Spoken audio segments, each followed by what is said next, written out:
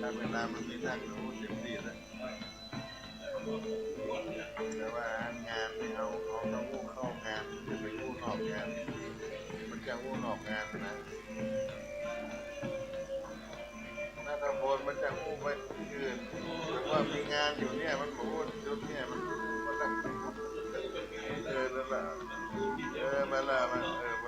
ต้องประมาณนี้อย่างเปิดมาแล้วมันกู้ใหญ่ๆมันเป็นกู้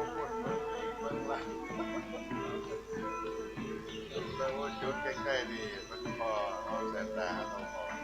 แต่ถ้ามันมีอย่างนี้เอาไปที่อื่นได้เนี่ยเราอย่างเปิดมาอย่างเงี้ยเปิดเห็นได้จะเอาเข้าไว้ไหนมันว่ามันจะได้หมดแล้วมันตอนนั้นก็เป็นไงก็คนจะรอนี่นะก็เกษียณแล้วนะกันมันเกษียณแล้วไม่ละกันถ้าขอเจียมไม่ก็ได้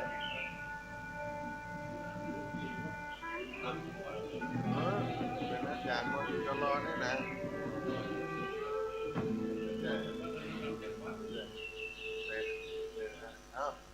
เอาวันนี้เอาละไงแล้วอันตัวป้อนนุ่มนอนนี่เนาะ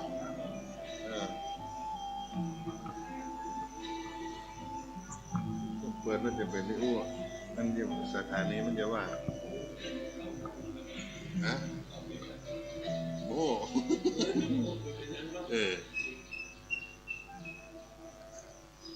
ขอนอบน้อมแด่พระรัตนตรัยขอกราบไหว้ปารมีธรรม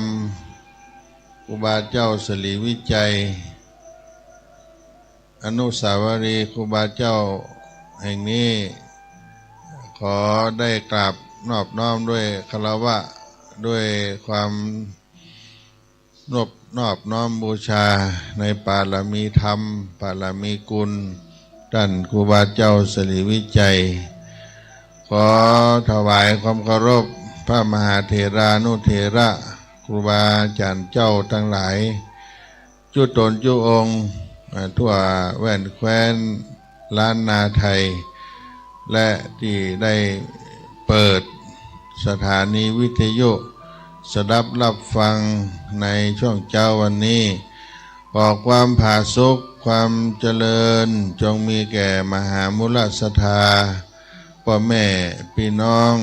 ท่านสาธุชนทั้งหลายเจ้าวันนี้เป็นวันสำคัญของพุทธศาสนิกชนที่ได้น้อมรำลึกครูบาเจ้าสลีวิจัยในโอกาสที่เฮาท่านทั้งหลายได้ร่วมการทำบุญอุทิศถวายให้ครูบาเจ้าศรีวิจัยในโอกาสครบรอบชาตการ148 ปีครูบาเจ้าสลีวิจัยซึ่งในนามคณะสงฆ์วัดศรีโสดาคณะสงฆ์วัดศรีโสดาพระอารามหลวงคณะศรัทธาบ้านน้ำตกห้วยแก้วกองทุนน้อมรำลึกครูบาเจ้าสลีวิจัยแม่กาดอกไม้4 ล้อแดงและร้านค้าอาหารเครื่องดื่มต่างๆในบ้านน้ำตกห้วยแก้วตลอดถึงพุทธศาสนิกชนทั่วบ้านทั่วเมืองก็ร่วมเป็นเจ้าภาพลำลึกนึกถึงครูบาเจ้าสลีวิจัยในเจ้าวันนี้เป็นวันพฤหัสบดีที่11 เดือนมิถุนายนพุทธศักราช 2569เป็นวันคล้ายวันเกิดครูบาเจ้าสลีวิจัยในชาตกาลครบ148 ปี ก็ได้ดำเนินการถวายทานได้อาราธนาพระภิกษุสามเณรจำนวน219รูปมาโปรดเมตตารับภัตตาหารบิณฑบาตเจ้าในวันนี้และได้อาราธนาครูบาอาจารย์ในตำบลสุเทพเจ้าอาวาสผู้แทนเจ้าอาวาสก็ดีจำนวนวัดละ1รูปได้มาโปรดเมตตาเจริญพระพุทธมนต์สมโภชอนุสาวรีย์ครูบาเจ้าศรีวิจัยและถวายทานอุทิศแด่ครูบาเจ้าศรีวิจัยในเจ้าวันนี้ก็จะแบ่งเป็น2ช่วงที่1เวลา6 นาฬิกาเป็นต้นไปเราก็จะได้พร้อมกันที่นี่และได้มีการถวายเครื่องสักการะเป็นหมักสุ่มหมักเบงจ่อน้อยตรุงใจตลอดถึงเครื่องอัฐบริขารและภัตตาหารอันเป็นสมณะบริโภคถวายทานองค์อนุสาวรีย์ครูบาเจ้าศรีวิจัยแล้วก็จะได้เริ่มการเข้าพิธีทำบุญใส่บาตรโดยมีท่านนายอำเภอเมืองเชียงใหม่ท่านวรุษวิสิทธิศิลป์ซึ่งทางผู้หลวงจรัญคำสอนประธานกองทุนน้อมรำลึกครูบาเจ้าศรีวิจัยได้ทำหนังสือเรียนเชิญท่านได้มาเป็นประธานในพิธีในเจ้าวันนี้พร้อมกันนั้นในฝ่ายคณะสงฆ์ก็มีคณะสงฆ์ในตำบลสุเทพมีพระเดชพระคุณหลวงพ่อพระธรรมเสนาบดีเจ้าอาวาสวัดพระธาตุเจ้าดอยสุเทพและก็ในนามเจ้าคณะผู้ปกครองสูงสุดในภาค7เป็นเจ้าคณะภาค7ได้อาราธนาพระเดชพระคุณท่านได้มาเป็นเก้าเป็นกันในโอกาสในวันนี้เพราะฉะนั้นท่านสาธุชนทั้งหลายวัดสลีโสดาพระอารามหลวงพร้อมด้วยกองทุนน้อมรำลึกครูบาเจ้าศรีวิจัยตลอดถึงพุทธศาสนิกชนทั้งหลายอันมีหมู่บ้านน้ำตกห้วยแก้วเป็นหมู่บ้านศรัทธาประจำอยู่วัดศรีโสดาที่นี่ก็ได้น้อมรำลึกที่ได้อยู่ดูแลองค์อนุสาวรีย์ครูบาเจ้าศรีวิจัยเพื่อจะได้เปิดโอกาสให้ศรัทธามหาชนทั้งหลายได้มาร่วมกินร่วมทานก็มีโต๊ะมีเก้าอี้ตั้งเรียงรายเป็นวงเวียนล้อมรอบองค์อนุสาวรีย์ครูบาเจ้าศรีวิจัยที่นี่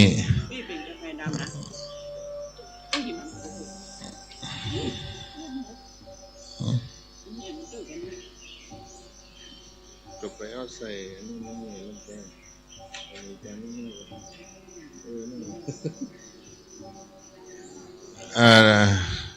ก็จะได้ให้ญาติโยมทั้งหลายได้เอาภัตตาหารได้วางบนโต๊ะล้อมรอบเป็นวงเวียนองค์อนุสาวรีย์ครูบาเจ้าศรีวิจัยที่นี่เพื่อจะได้ตั้งอาหารบิณฑบาตให้ทุกท่านได้อธิษฐานใส่บาตรล้อมรอบองค์อนุสาวรีย์ครูบาเจ้าศรีวิจัยที่นี่ก็เชิญพ่อแม่ศรัทธาที่ได้มาถึงแล้วได้เดินทางเข้ามาประจำโต๊ะประจำที่จะได้ใส่บาตรและก็ขออนุโมทนากับเจ้าภาพโรงทาน ที่ได้น้อมนำมาถวายทานใน โอกาสครบรอบวันคล้ายวันเกิด148 ปีชาตการในวันนี้ก็มีกุลน้อมจิตตั้งตระกูลแม่เวลาสุกันธาผาเงินและคุณสุภาพรส่วนดีสำนักงานคุมประพฤติจังหวัดเชียงใหม่คุณนงลักษ์อู่สามเรือนคุณนัทธิชาแซ่เตียคุณผ่องศรีสมคำคุณแม่ประภาพินป้าน้อยสุพรรณพิวงศ์นางอุมาพรนางสาวสุทธิดาคุณสุพีสุสุกินางสาวขวัญใจพงษ์ที่คุณนัทนิตะแซ่เตียแม่สมรอุดมคุณธนพรคำปินน้องอ๋อยปัญญาฟูพระกูไก่คุณงามนิดคล้ายวิเชียนเด็กชายสุภาวัตขันคำแม่นวลดลสุขกิจคุณกฎชกรทองเงา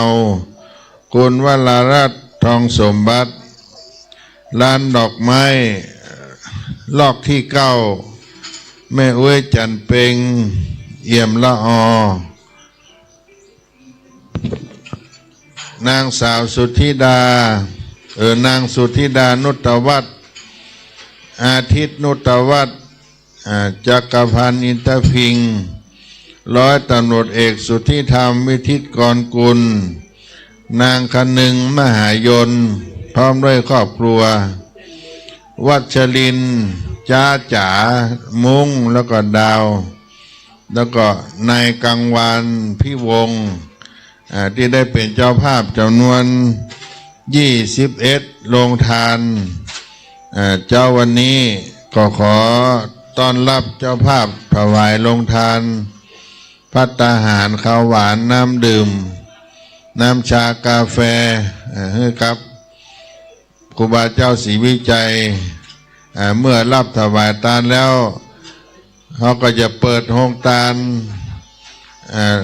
ต้อนรับพุทธศาสนิกชนที่มาร่วมงานในเจ้าวันนี้ดังนั้นท่านใดเป็นเจ้าภาพโรงทานต่างๆก็จะมีเต็นท์อยู่ประจำด้านหน้าชมรมแม่ค้าดอกไม้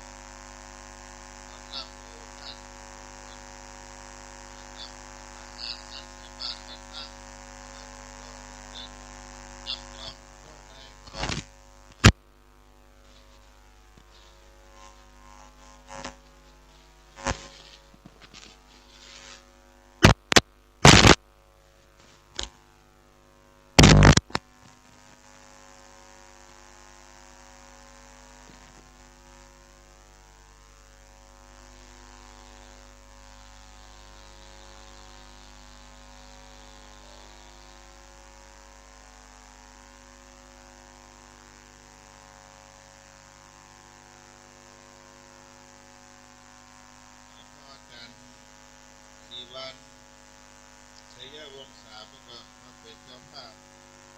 ถวายทานเสร็จเจ้าแล้วเป็นปฐมเริ่มต้นการขันเข้าไปเมื่อครูบาเจ้าศรีวิชัย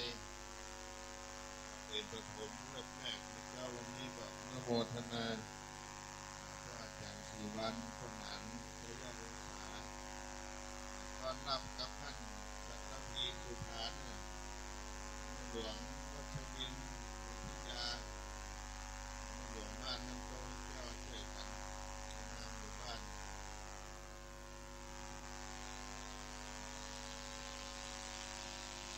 นั่งเก้าอี้ก็ได้เนอะมาถึงแล้วเก้าอี้รับรองทานรับรองโทษประกาศแล้วหลวงวัชรินทร์มันต้อนรับในอำเภอผู้ปกครองสายผู้ใหญ่บ้าน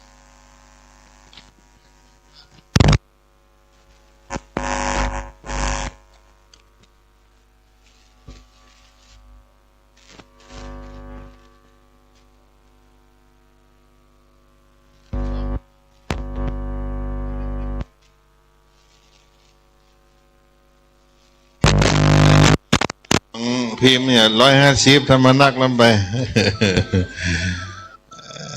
ขอให้แม่หลวงแสงล่าแข็งแรงเดินบ้องไวได้300 เมตรในเวลา2 นาทีนะสุขภาพแข็งแรงต้อนรับทุกท่านมาถึงก็ได้มีโต๊ะมีตังเก้าอี้เอาไว้ต้อนรับรับรองท่านนี้มาจากไหนเข้ามาไม่หลวงพิมพ์ว่าจะได้เป็นนักปั่นจักรยานกะอายุ85ปั่นจักรยานทุกวันครบรอบวันเกิดไป85 ปีวันนี้ก็มาปั่นจักรยานตั้งแต่อายุ17มาเดี๋ยว85ละ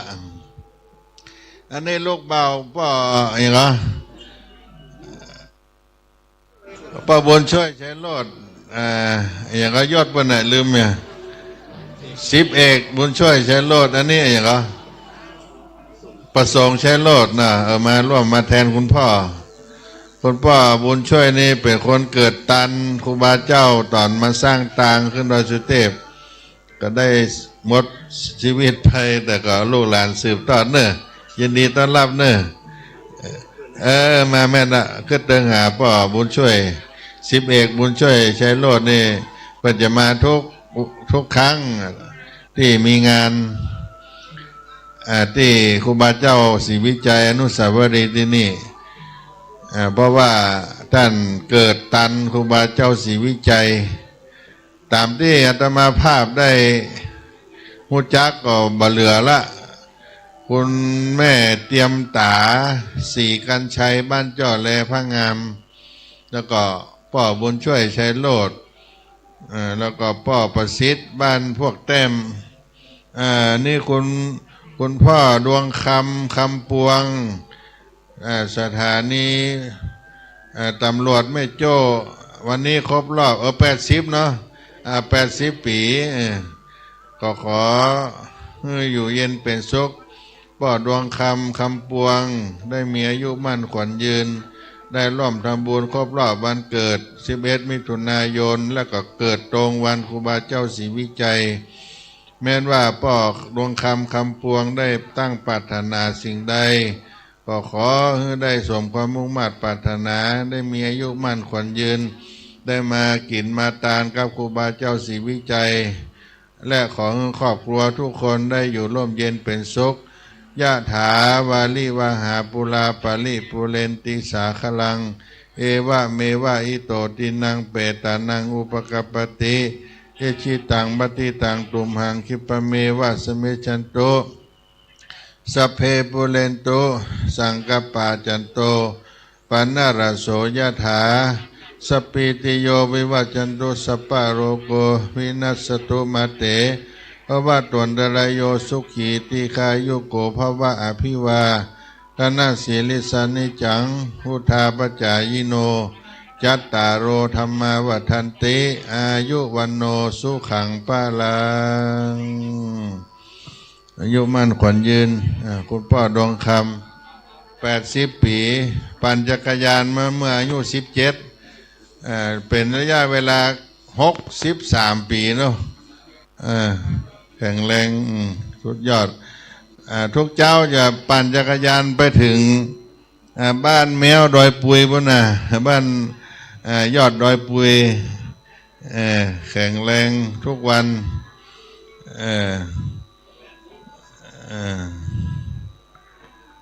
ก็อายุมั่นขวัญยืนไปเจอแม่หลวงแสงดาไล่อายุก็เป็นเซียวเดียวกันเนอะ80 ปลายขึ้นไป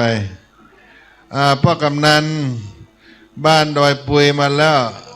พ่อกำนันนี่ชื่อยาวก็จำไม่ได้มั้งพ่อกำนันตำบลสุเทพอย่างก็ชื่อนะลืมไปพ่อกำนันเมธาพันธ์แล้วก็นามสกุลอย่างเหรอพูดจักกิจดาภาชื่อเล่นอย่างเหรอพ่อกำนันนวยเนาะเอาง่ายๆเนาะชื่อยาวเอามาถ่ายรูปกันวันนี้ถ่ายรูปพ่อกำนันสารวัตรเนาะทำไมใกล้นี่กะสารวัตรนี่เป็นพี่น้องมงเนาะผู้ช่วยกะผู้ช่วยเพราะว่าอยู่คนเดียวก็ยังง่อมต้องมีผู้ช่วยพ่อกำนันอำนวยเนาะเพิ่นมีชาอารมณ์ดีด้วยนะกินแล้วไข้หัววันค่ำชาอารมณ์ดีแต่ต้องการขึ้นไปบ้านมงนี่ไปบ้านพ่อกำนันก็เป็นหมู่บ้านในตำบลสุเทพพ่อกำนันแล้วก็พ่อผู้ใหญ่บ้านแต่ละบ้านก็มาร่วมกันในตำบลสุเทพท่านนายกเทศบาลตำบลสุเทพท่านสุรเชษฐ์ตาคำมาตลอดถึง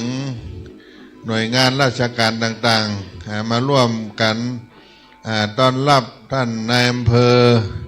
วรุษวิสิตศิลป์ท่านได้มาเป็นประธานในพิธีใส่บาตรโดยการรับเชิญต้อนรับกับพ่อหลวงจรัญคำสอนตอนนี้ท่านพระมหาพิสรจิราปุโตอาจารย์บาลีสำนักงานวัดศรีโสดาและก็สำนักงานพระธรรมจารีก็ได้มาร่วมด้วยกันช่วยบันทึกภาพแล้วก็ฉันเจ้าด้วยกันนี่นะรถฉันเจ้านั่งข้างๆอาจารย์พระครูนี่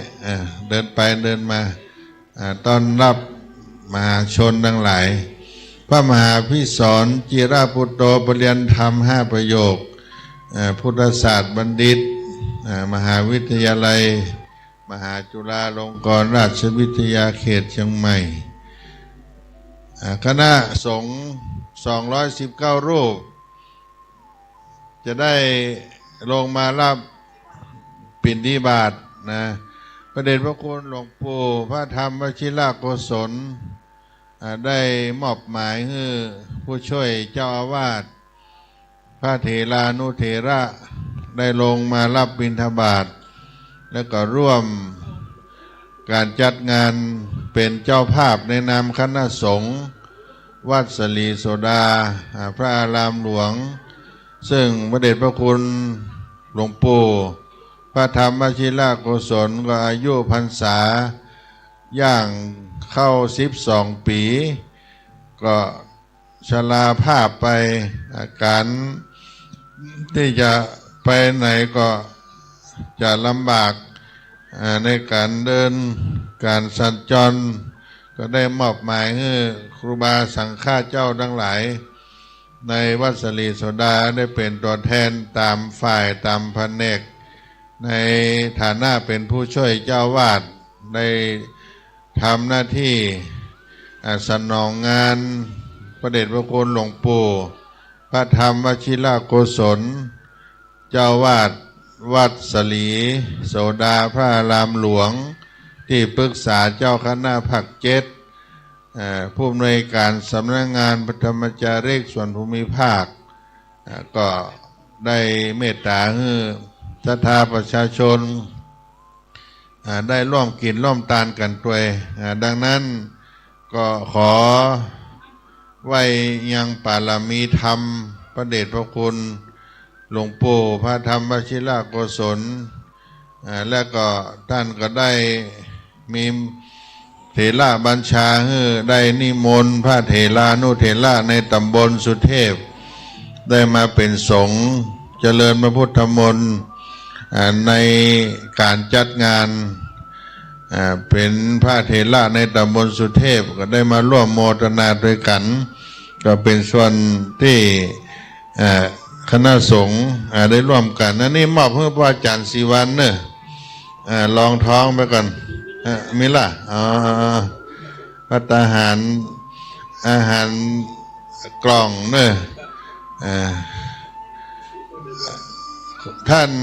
ทั้งหลายที่มาถึงที่จะร่วมบุญตักบาตรขอประจำโต๊ะได้เลยเนอะประจำตัวไหนน้ำร้อนนั่นเนี่ยกาแฟน้ำร้อนหมดเลยร่วมทำบุญตักบาตรก็นำภัตตาหารบิณฑบาตใครมีดอกมีเทียนอย่ามาใส่ขันแก้วทั้งสามด้านในนี่ใส่หน้าพระเจ้านี่ได้เนอะจะมีดอกไม้ทูบเทียนเอามาใส่ขันแก้วทั้งสามพ่ออาจารย์ศิวันใส่เป็นปฐมมาเลิกละในนามพ่ออาจารย์ประจำครูบาที่นี่มาตั้งเมื่อตีสองแล้วนะพ่ออาจารย์ศิวันมาช่วยกัน มาร่วมกันแม่หลวงวัชรินทร์ช่วยบอกประชาชนเนอะตั้งอาหารในโต๊ะในตังแล้วก็ต้อนรับหน่วยงานราชการท่านศักดิ์ละพีสุภาพ่อกำนันโนยพ่อกำนันเมธีบ้านดอยปุยพร้อมโดยผู้ช่วยพ่อกำนันได้ลงมาต้อนรับท่านนายอำเภอตัวแล้วก็แขกผู้มีเกียรติตัวท่านผู้ช่วยดวงดาวนัทยามาแล้วในชุดผ้าไหมแม่แจ่มราคา 30,000 บาทชุดนี้ตัดพิเศษ ตัดเป็นพิเศษแล้วก็แต่งตัวรอตะวาแล้วเนอะผู้ช่วยดวงดาวเนี่ยนะไปต้อนรับผมนี่แปลงไว้เมื่อตี 3ตะวาละนอนมารับกว่าผมรู้ ขอบคุณสถานีวิทยุคลื่น FM 104.50 เมกะเฮิรตซ์ท่านอาจารย์พระครูสมุวิสุวัตรวรกิจโจผู้อำนวยการสถานีได้มาคุมเองวันนี้นำรถตู้ขาวรถตู้ประจำตำแหน่งสถานีวิทยุได้มาช่วยงานครูบาเจ้าสลีวิจัยทุกครั้งบอกว่างานครบรอบวันเกิดปฐมฤกษ์จอบแรกอันนี้ก็เป็นการถวายทานกับครูบาเจ้าสลีวิจัยวันนี้ท่านอาจารย์มาคุมสถานีในรถตู้การถ่ายทอดเสียงเองมาตั้งแต่ตี4 เกิงและอาจารย์พระโคสมุวิสุวัตรซึ่งแม่ข่ายสถานี104.50 เมกะเฮิรตซ์จะส่งสัญญาณไปสถานีอื่นๆอาตมาภาพเก้ากับผมก็ขอกราบขอบพระคุณ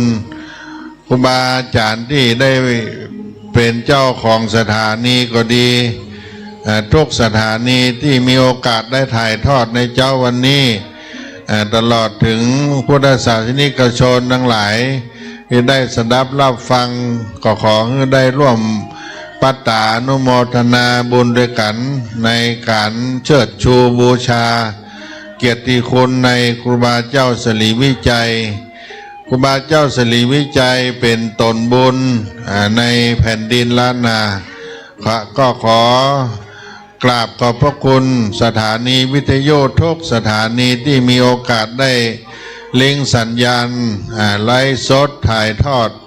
ไปให้ท่านพุทธศาสนิกชนทหาร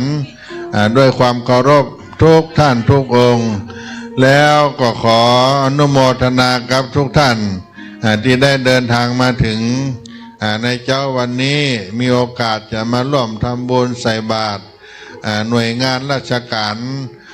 ต่างๆก็มีพ่อกำนันหน่วยแม่หลวงพิมพ์แม่หลวงบ้านน้ำตกห้วยแก้ว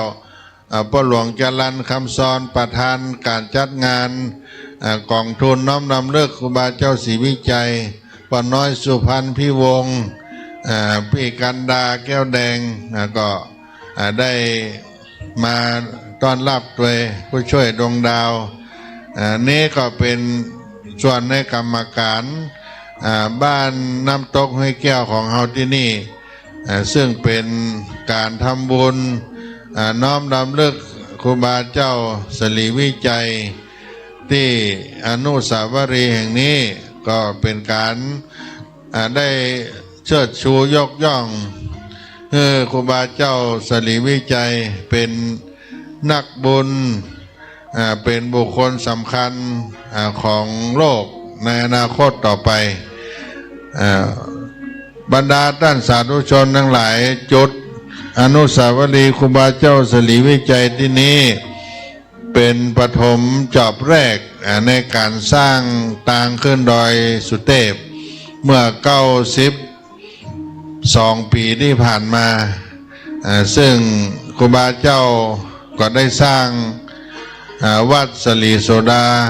พระอารามหลวงควบคู่กับการสร้างทางขึ้นดอยสุเทพโดยเป็นการผูกพันกันในครูบาเจ้ากับวัดพระธาตุเจ้าดอยสุเทพวัดสลีโสดาพระอารามหลวงเนื่องเกี่ยวกันเพราะฉะนั้นเมื่อครูบาเจ้าศรีวิจัยได้สร้างทางขึ้นดอยสุเทพนี้แล้วก็ได้มอบไว้ในพระพุทธศาสนาในวันที่30 เมษายนพุทธศักราช 2478ก็เป็นเวลา91 ปีอายุของวัดสลีโสดาอายุ91 ปีอายุในพระอารามของวัดศรีโสดาที่นี่ตั้งแต่ครูบาเจ้าได้ยกยอถวายเป็นทานเพราะฉะนั้นก็มาน้อมรำลึกกันว่าครูบาเจ้าได้สร้างวัดศรีโสดาเป็นวัดแรกของต้นตางขึ้นดอยสุเทพก็ได้รวมจิตรวมใจกันน้อมรำลึกเป็นกองทุนน้อมรำลึกครูบาเจ้าศรีวิจัยครูบาเจ้าได้เป็นผู้พัฒนาเป็นตนบุญของแผ่นดินล้านนาของเราได้สักการะบูชาไว้ในดวงใจของทุกท่านตั้งเกิดวันอังคารที่11 มิถุนายน 2421เมื่อ148 ปีที่ผ่านมาตรงกับวันนี้อายุในชาติการตั้งแต่เกิดมาถึงวันนี้ก็มีอายุ148 ปีญาติโยมทั้งหลายแล้วหลายๆที่เกี่ยวด้วยครูบาเจ้าศรีวิจัยตั้งแต่อำเภอลีวัดบ้านปังจอมสลีไซมูลบุญเรืองก็เป็นบ้านเกิดเพื่อก็ได้ทำบุญจัดงานรำลึกถึงครูบาเจ้าศรีวิจัยคณะสงฆ์จังหวัดลำพูนได้เชิดชูปารมีครูบาเจ้าได้แห่ขบวนตั้งแต่อำเภอลีวัดพระพุทธบาทห้วยต้มเป็นช่วงเข้ามาจากอำเภอลีมาบ้านปางบ้านห้องมาอำเภอป่าซังมาอำเภอเมืองเชียงใหม่มาอำเภอเมืองลำพูนแล้วก็วันนี้จะเข้าไปสู่วัดพระธาตุเจ้าหารีพูนชัยแต่ว่านี่มาพักที่วัดจามเทวีเป็นวัด ที่อยู่ใกล้กับอำเภอเมืองเชียงใหม่อำเภอเมืองลำพูนแล้วก็วัดพระธาตุธนิพุนชัยนิชานันอุทิยาได้มาร่วมบุญด้วยกันอนุโมทนาต้อนรับบรรดาพุทธศาสนิกชนเจ้าของเจ้าภาพโรงทานต่างๆที่ได้ประกาศชื่อไป21รายการมีคุณน้อมจิตตั้งตระกูลคุณแม่ล่าสุกันธาผ่าเงินพร้อมลูกหลานนิชานันอุทิยาได้ร่วมบุญเนอยะถาวาลิวาหาปุลาปลิปุเรนติสาคลังเอวะเมวะอิโตตินังเปตานังอุปกัปปติเอชิตังมติตังตุมหังกิปะเมวะสมิจันตุสเปปุเรนตุสังกปาจันโตปันนาลโสยะถาสปีติโยวิวัจจันตุสัพพะโลโกวินัสสตุมาเตภวัตวันตรายโยสุขีตีขายุโกอายุวันโนสุขังปะลังนี่ร้านอยู่ก็ร้าน108ช้อปปิ้งน้องนีมาถวายน้ำชากาแฟอนุโมทนาเนอไอโยทินน้อมมาถวายน้องนายเก็บอันนี้ออกก่อนเนาะอันนี้ฉันไปแล้วเอาไปหมดนะกะมีอันใหม่มากับอันเก่ามาหานั่งด้วยกันนี่กันนั่งไล่เพ่ผมจะเดี๋ยวก็ย้ายไปนั่งพักนี่กันนั่งไกลอันนี้คุณพ่ออย่างนี้ใส่ขันนี่ป่ะเอาดอกไม้ใส่ขันนี่เอาดอกเสร็จเลยยกประเคนเนี่ยกันเอาดอกประเคนกันเนาะ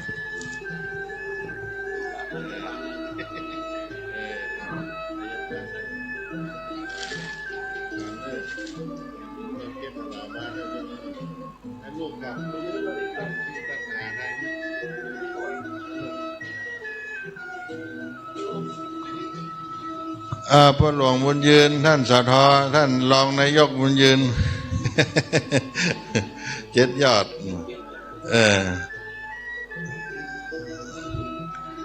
จังเขียน7 ยอดคุณพ่ออุดมศักดิ์ขุนคงมีเกิดวันพฤหัสบดีที่11/2496โอ้ตรงประเด็นเนาะวันนี้เนาะมาจากไหนก็แม่โจ้อายุ73 ปีปีนี้เกิด2496และมาตานครูบาเจ้าแล้วก็ทำบุญวันเกิดของคุณพ่ออุดมศักดิ์ขุนคงมีจากแม่โจ้อำเภอสันทรายยะถาวาลิวหาปุลาปลิปุเรนติสาคลังเอวะเมวะอิโตตินังเปตานังอุปกัปปติอิชิตังมติตังตุมหังคิปะเมวะสมิจันตุสเปปุเรนตุสังกปาจันโตปันนารโสยถามณิโจติลโสสปีติโยวิวัจจันตุสัพพะโรโกมินัสสตุมาเตภวะตวันตรายโยสุขีตีคายุโกภวะอภิวาทนาสิลิสานิจังวุธาปจายโนจัตตารโอธรรมาวัฏันติอายุวันโนสุขังปะลังโมทนาเนอพี่น้องสันสายไม่โจน้องนายเก็บสังฆทานเป็นขยมตุลุงวันนี้เอาไว้ตั้งหลังนั้นนะคุณพ่ออุดมศักดิ์ขุนคงมี73เกิด2496แล้วก็วันนี้วันเกิดตรงกับวันพฤหัสบดีเจิญพระหลวงยืนใส่ขันแก้วเนอทั้ง3จะเขียน7 ยอดโอ้นี่7 ยอดแม่เว้งก็จังเขียนเท่าเนี่ย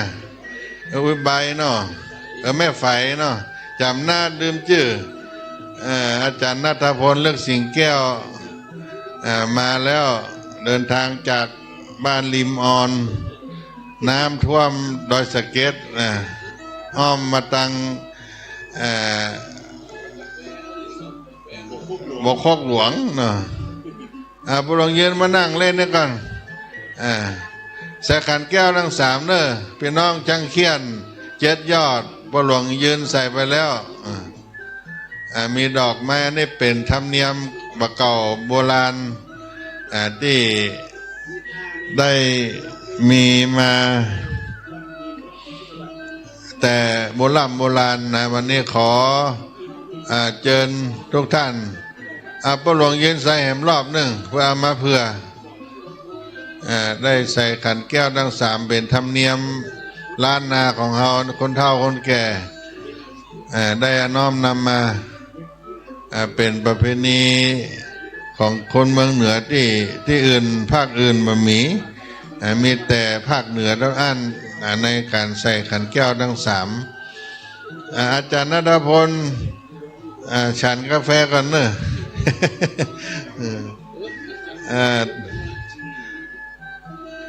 โรงทานทุกท่านมาตั้งก็มีเต็นท์ต้อนรับเนอะคุณพ่อจะมาทำบุญเชิญตั้งในคุณพ่อกับคุณแม่นั่งได้ก็ถ้ามาได้ก็นั่งเก้าอี้นั่งเก้าอี้ก็ได้เดี๋ยวก็ย้ายไปอันนี้พ่อมาจากเนี่ยก็มาบ่อยฮะสลับปีน่าจำได้อยู่นะมาอายุ73เหมือนกันอันนี้ตะกี้กับ73คุณแม่จันทาเนาะแม่เป็นเจ้าวันเกิดกะเอามานี่มาถวายทานด้วย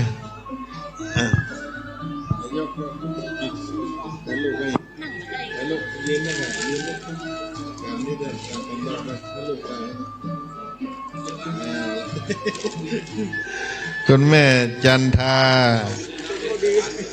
อัธยากะแล้วบ่อยอย่างก็ฮะพ่อจรินเนาะยะถาวาลิวะหาปุลาปาลิปุเรนติสากลังเอวะเมวะอิโตตินังเปตานังอุปกัปปติเอชิตังมติตังตุมหังกิปะเมวะสมิจันตุสเปปุเรนตุสังกปาจันโตปันนรโสยะถามณิโจติระโสคุณแม่จันทาทยาพร้อมด้วยครอบครัวได้มาถวายทานครบรอบวันพฤหัสบดี2496ได้มาทำบุญครบรอบอายุ73 ปีของคุณแม่จันทาอัตยาพ่อจรินและลูกหลานได้มาร่วมถวายทานและปูชาคุณในครูบาเจ้าศรีวิจัยอุทิศส่วนกุศลไปให้พ่อเกิดแม่เกิดเจ้ากรรมนายเวรทุกท่านทุกคนที่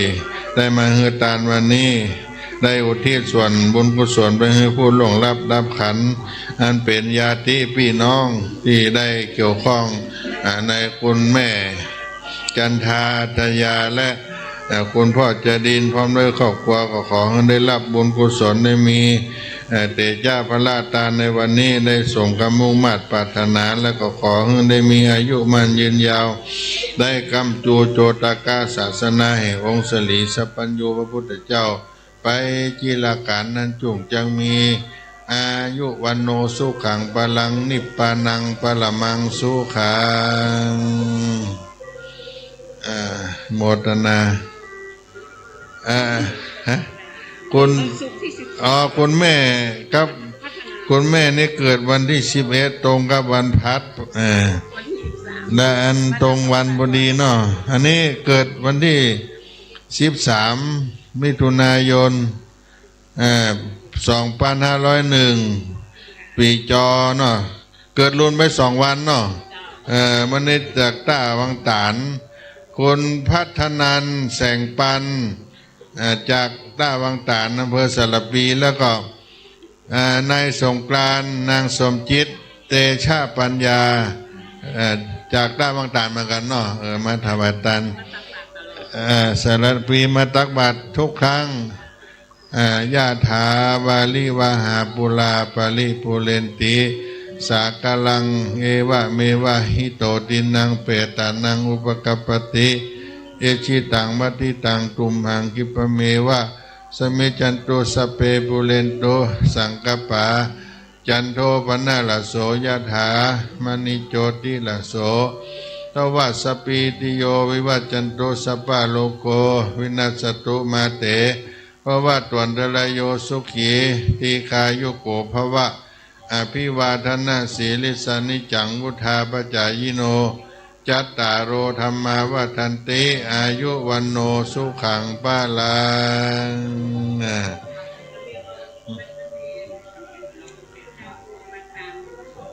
อามักส่วนแม่พัฒนันแล้วก็สงกรานต์อนุโมทนาเนอะเจ้าของวันเกิดวันนี้ตัวท่านรองนายกอามาก็อี้มาอัดแม่นแต่ว่าหลวงพ่ออาจารย์เจ้าคุณจำนงนี่เป็นเพื่อนกันเนอะแต่ว่าเพื่อนอายุนักเพื่อนเอาเขาเป็นเซี่ยวเพื่อนว่าท่านไพลีนเขื่อนทาเพื่อนเคยอยู่ภาคใต้อยู่จังหวัดตรังโยมประถากวัดประสิทธิชัยหรือวัดท่าจีนหลวงพ่อพระประสิทธิชัยเนี่ยเป็นพระหลวงพ่อวันเนาะอยู่ตรังก็มาอยู่จังใหม่วันนี้ท่านไพลีนเขื่อนทาท่านรองนายกเทศบาลตำบลสุเทพแล้วก็ปลัดเนี่ยนี่ปลัดเนี่ยปลัดจีดเขาก็นึกว่าปลัดจืดยะถาวาลิวะหาปุราปลิปุเรนติสาคลังเอวะเมวะอิโตตินังเปตานังอุปกัปปติเอชิตังบัติตังตุมหังกิปะเมวะสมิจันตุสเปปุเรนตุสังกปาจันโตปนะละโสยถาใจยะตุภวังใจยะมังกลังใจยะโสถีพระวันตุบัดนี้ท่านไพลีนเขื่อนทาและปลัดจิตได้ถวายทานนี่คุณนพดลดวงแก้วตัวเนาะได้มีความมุ่งมั่นปรารถนาได้แล้วได้ถวายทานให้ครูบาเจ้าสิริวิจัยในเจ้าวันนี้ก็ขอสมดังกรรมกรรมผาธนาไปจุอย่างจุปการนั่นจุ่งจังมีอภิวาทนาศิริสานิจังพุทธาปัจจายโนจัตตาโลธรรมาวัฏันติอายุวันโนสุขังปะลังสาธุเนอะอันนี้ลูกเขยเนาะอู้เมืองได้อยู่เนาะว่าได้เนาะต้องไปฮัดอู้เมืองเนอะ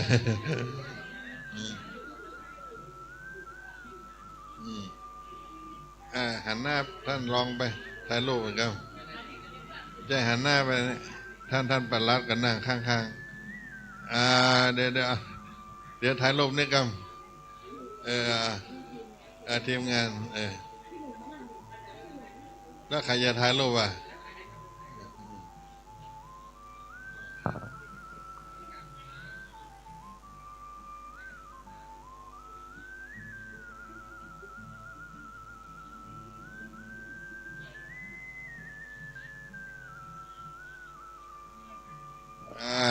ขอบคุณท่านรองเอาลูกเคยมาถ่ายด้วย1เมืองสุเทพ1ไม่มี2เนาะลูกเขยท่านรองไพลินท่านเคยอยู่ภาคใต้มาจังหวัดตรังนี่หมูหวานนะหมูบะส้ม หมูบะส้ม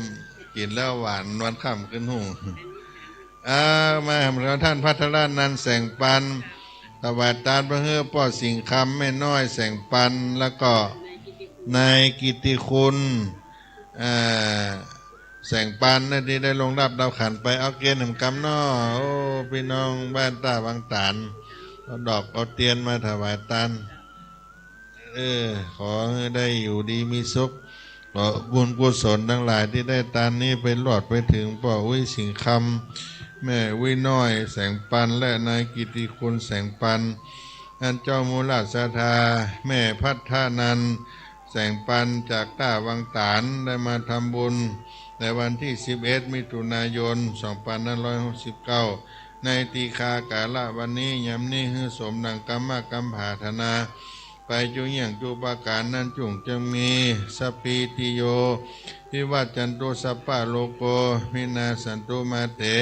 ภวัตวันเดลโยสุขีติคายุโกภวะพิวาคณะศีลิสานิจังวุธาปจายโน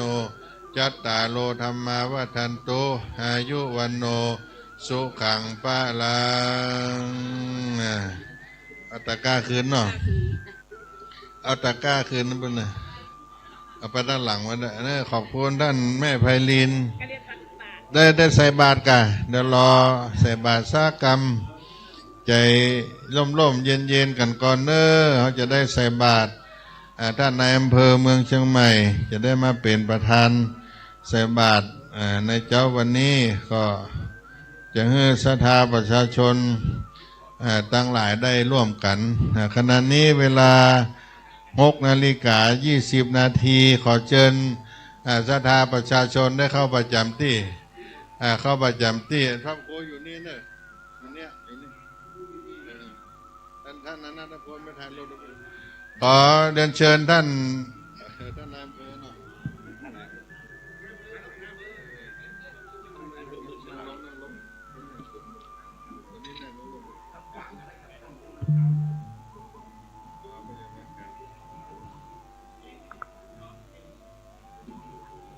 รถยนต์จอพอลำพูน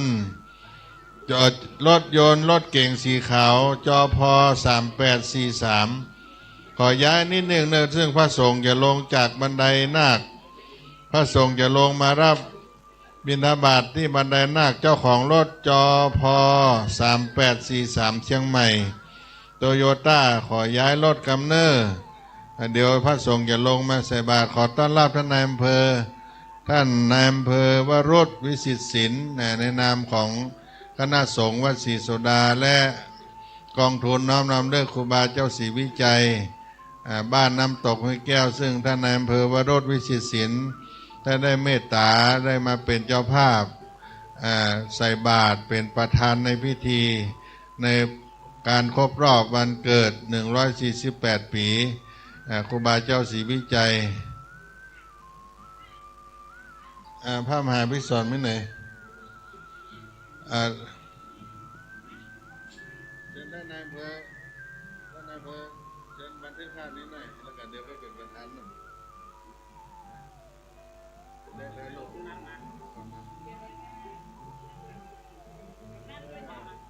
นดีเลยคนเลี้ยงเขากันเนี่ย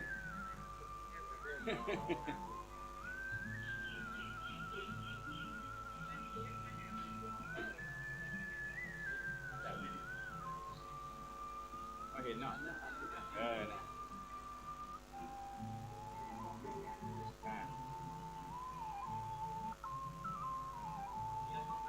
กล้องใหญ่ครับ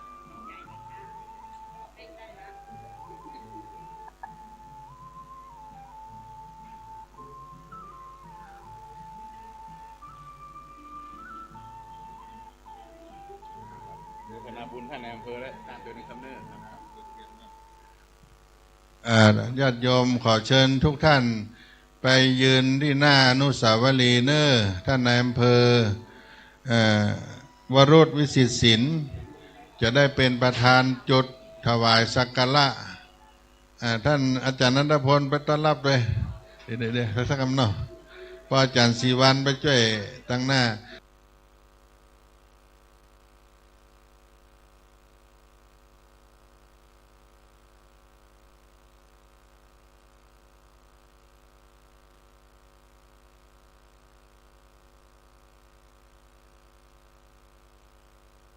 ขอเชิญผู้มีเกียรติท่านที่มาร่วมงานได้ไปเป็นบริวารท่านนายอำเภอเมืองเชียงใหม่เบื้องต้นนี้เราสักคำก่อนเนาะไปเข้าพิธีกันเราจะได้ถวายสักการะองค์อนุสาวรีย์ครูบาเจ้าศรีวิจัยขอเชิญทุกท่านได้ไปยืนด้านหลังท่านนายอำเภอเพื่อจะได้ถวายสักการะขอเชิญผู้เข้าร่วมใส่บาตรทุกท่านได้เป็นบริวารท่านวโรจน์วิสิตศิลป์ท่านนายอำเภอเมืองเชียงใหม่จะได้จุดถ ถวายสักการะองค์อนุสาวรีย์ครูบาเจ้าศรีวิจัยป้อกำนัน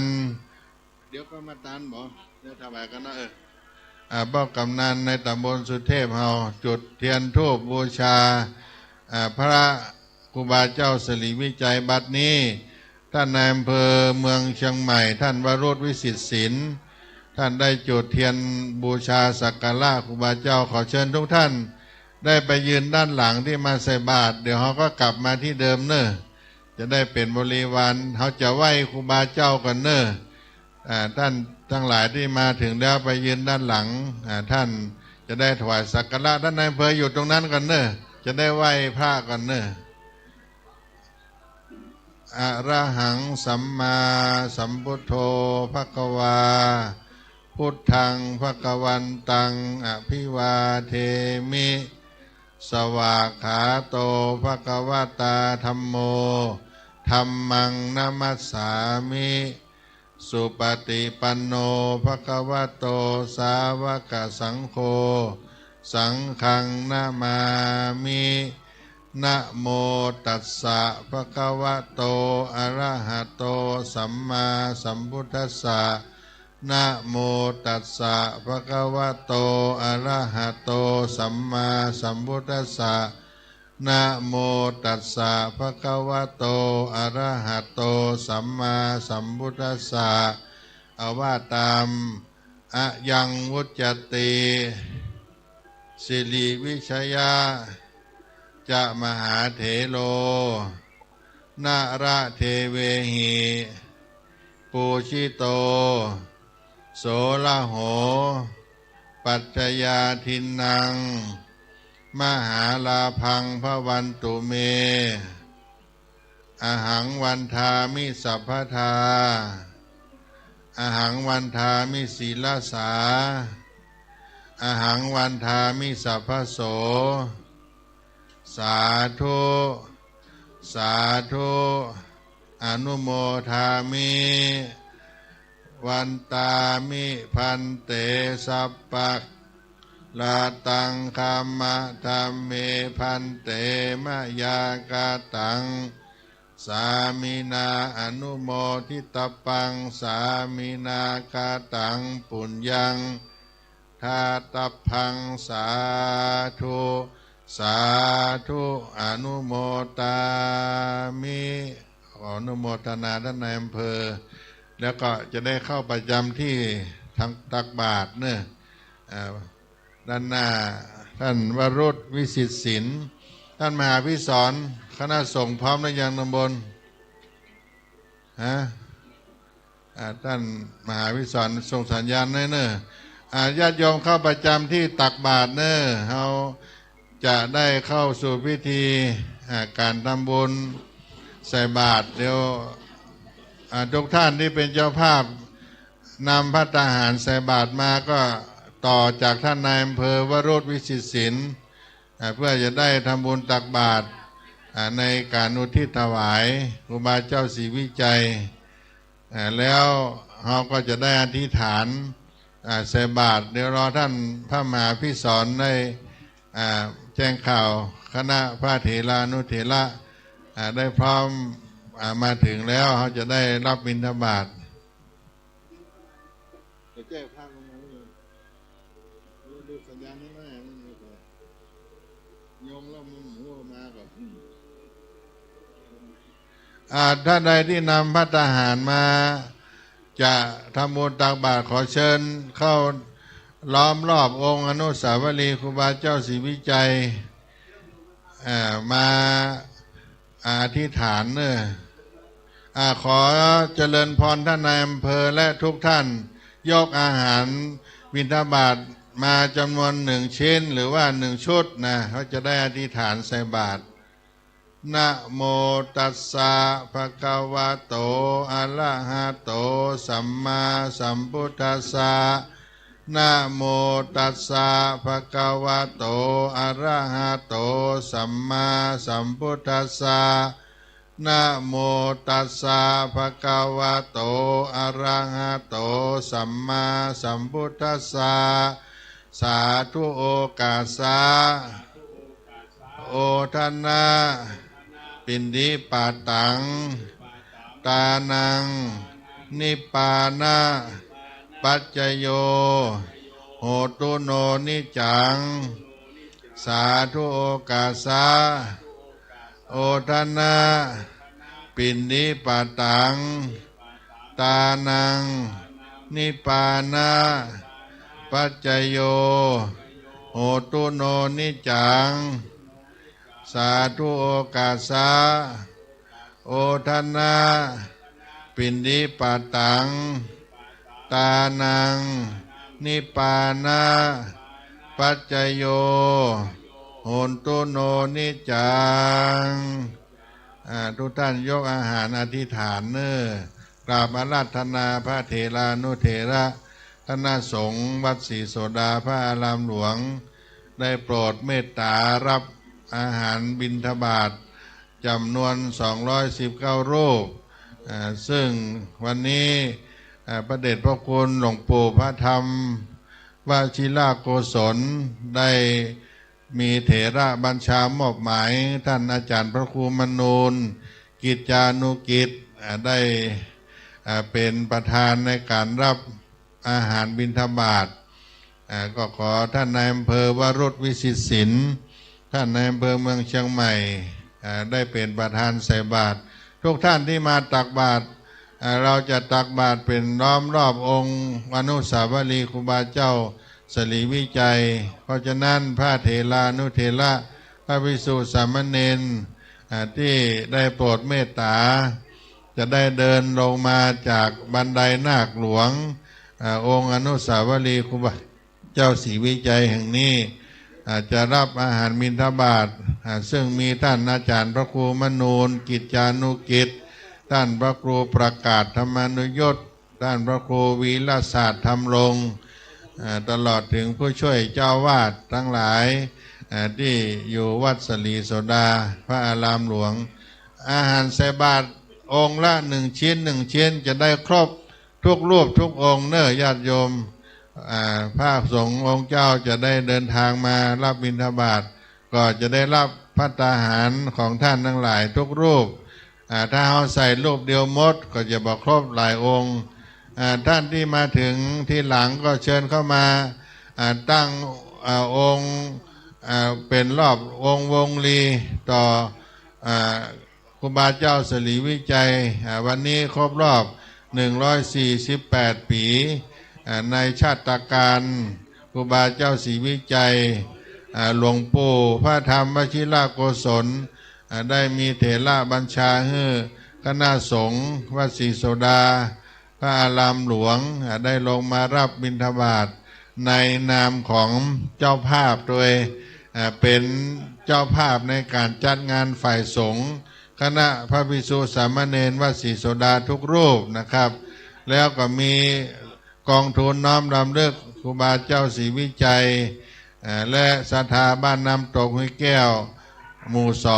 2นอกนั้นก็มีหน่วยงานราชการซึ่งท่านนายอำเภอวรุษวิสิทธิศิลป์ท่านนายอำเภอเมืองเชียงใหม่ได้เมตตามาบูชาในธรรมของครูบาเจ้าศรีวิจัยท่านได้มาเป็นประธานทำบุญตักบาตรในชาติการ148 ปีอนุสาวรีย์ครูบาเจ้าศรีวิจัยที่นี่ดังนั้นวันนี้ก็ขอให้ท่านนายอำเภอเมืองเชียงใหม่ท่านนายอำเภอวรุษวิสิทธิศิลป์ได้เจริญรุ่งเรืองมี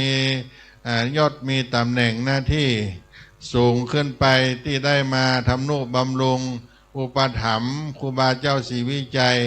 เป็นเกียรติทางราชการเป็นเกียรติของผู้นำของเมืองเชียงใหม่ที่ได้มาสักการะบูชาต่อครูบาเจ้าเมื่อท่านนายอำเภอได้ใส่บาตรเสร็จแล้วเชิญมานั่งเก้าอี้รับรองด้านในนะพ่อกำนันแม่หลวงพ่อหลวงจรัญท่านนายอำเภอจะนั่งพักตรงไหนแจ้งเป็นตัวเนาะหลวงพ่อบุญเปงเชิญมานิมนต์ทางในกันเนอะท่านจะชมพุทธศาสนิกชนใส่บาตรก็สักกรรมก็ได้เนอะท่านนายอำเภอเนาะ ยังมีโอกาสท่านรองไพลินเชิญท่านนายอำเภอเข้ามาด้านในก็ได้เนอะจะได้นั่งพักการตักบาตรพระภิกษุสามเณรจำนวน219รูปคณะสงฆ์วัดศรีโสดาได้โปรดเมตตาโดยท่านอาจารย์พระครูมนูนกิจจานุกิจผู้ช่วยเจ้าวาดวัดศรีโสดาพระอารามหลวงได้เป็นประธานท่านพระครู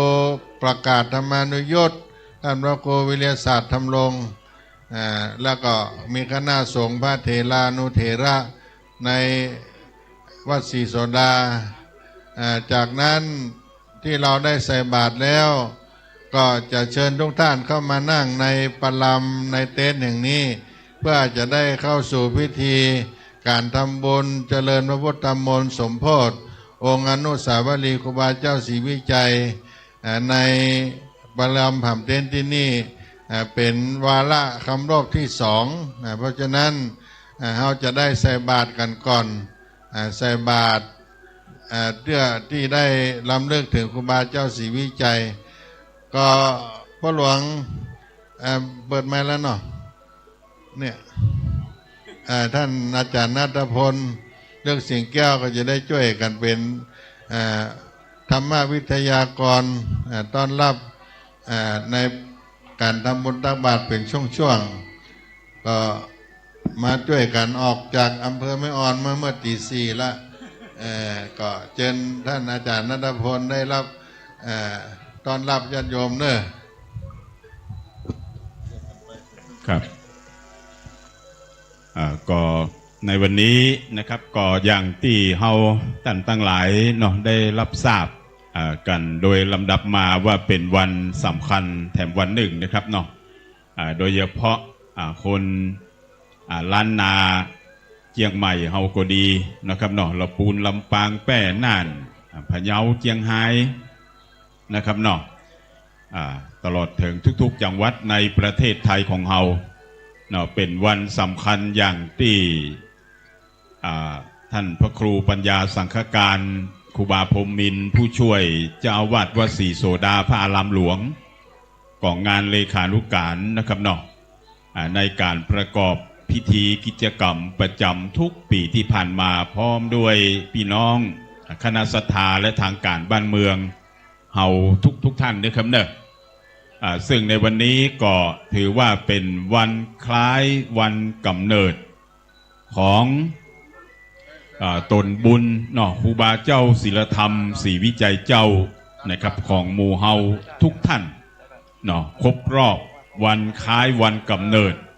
หรือวันคล้ายวันเกิดนั่นนะครับ148 ปีในวันนี้ที่เฮาได้มาร่วมกิจกรรมทุกๆจังหวัดในประเทศไทยของเฮาในนามของคณะสงฆ์แห่งประเทศไทยและรัฐบาลไทยนะครับเนาะทางการบ้านเมืองจังหวัดเชียงใหม่เฮาก็มีป้อเมืองเชียงใหม่มีท่านนายอำเภอเมืองเชียงใหม่พร้อมด้วยเทศบาลเมืองสุเทพเทศบาลนครเชียงใหม่แล้วก็ตำรวจภูธรภาค5นะครับเนาะแล้วก็ตำรวจภูธรจังหวัดเชียงใหม่ลุมาถึงในใกล้บริเวณใกล้เคียงเฮาคือสถานีตำรวจภูพิงราชนิเวศจังหวัดเชียงใหม่เนาะแล้วก็ตำรวจท่องเที่ยวจังหวัดเชียงใหม่เฮาเป็นต้นแล้วก็เจ้าภาพลักก็คงอาศัยเนาะป้อกำนันตำบลสุเทพเนาะเทศบาลเมืองสุเทพนะครับแล้วก็พร้อมทั้ง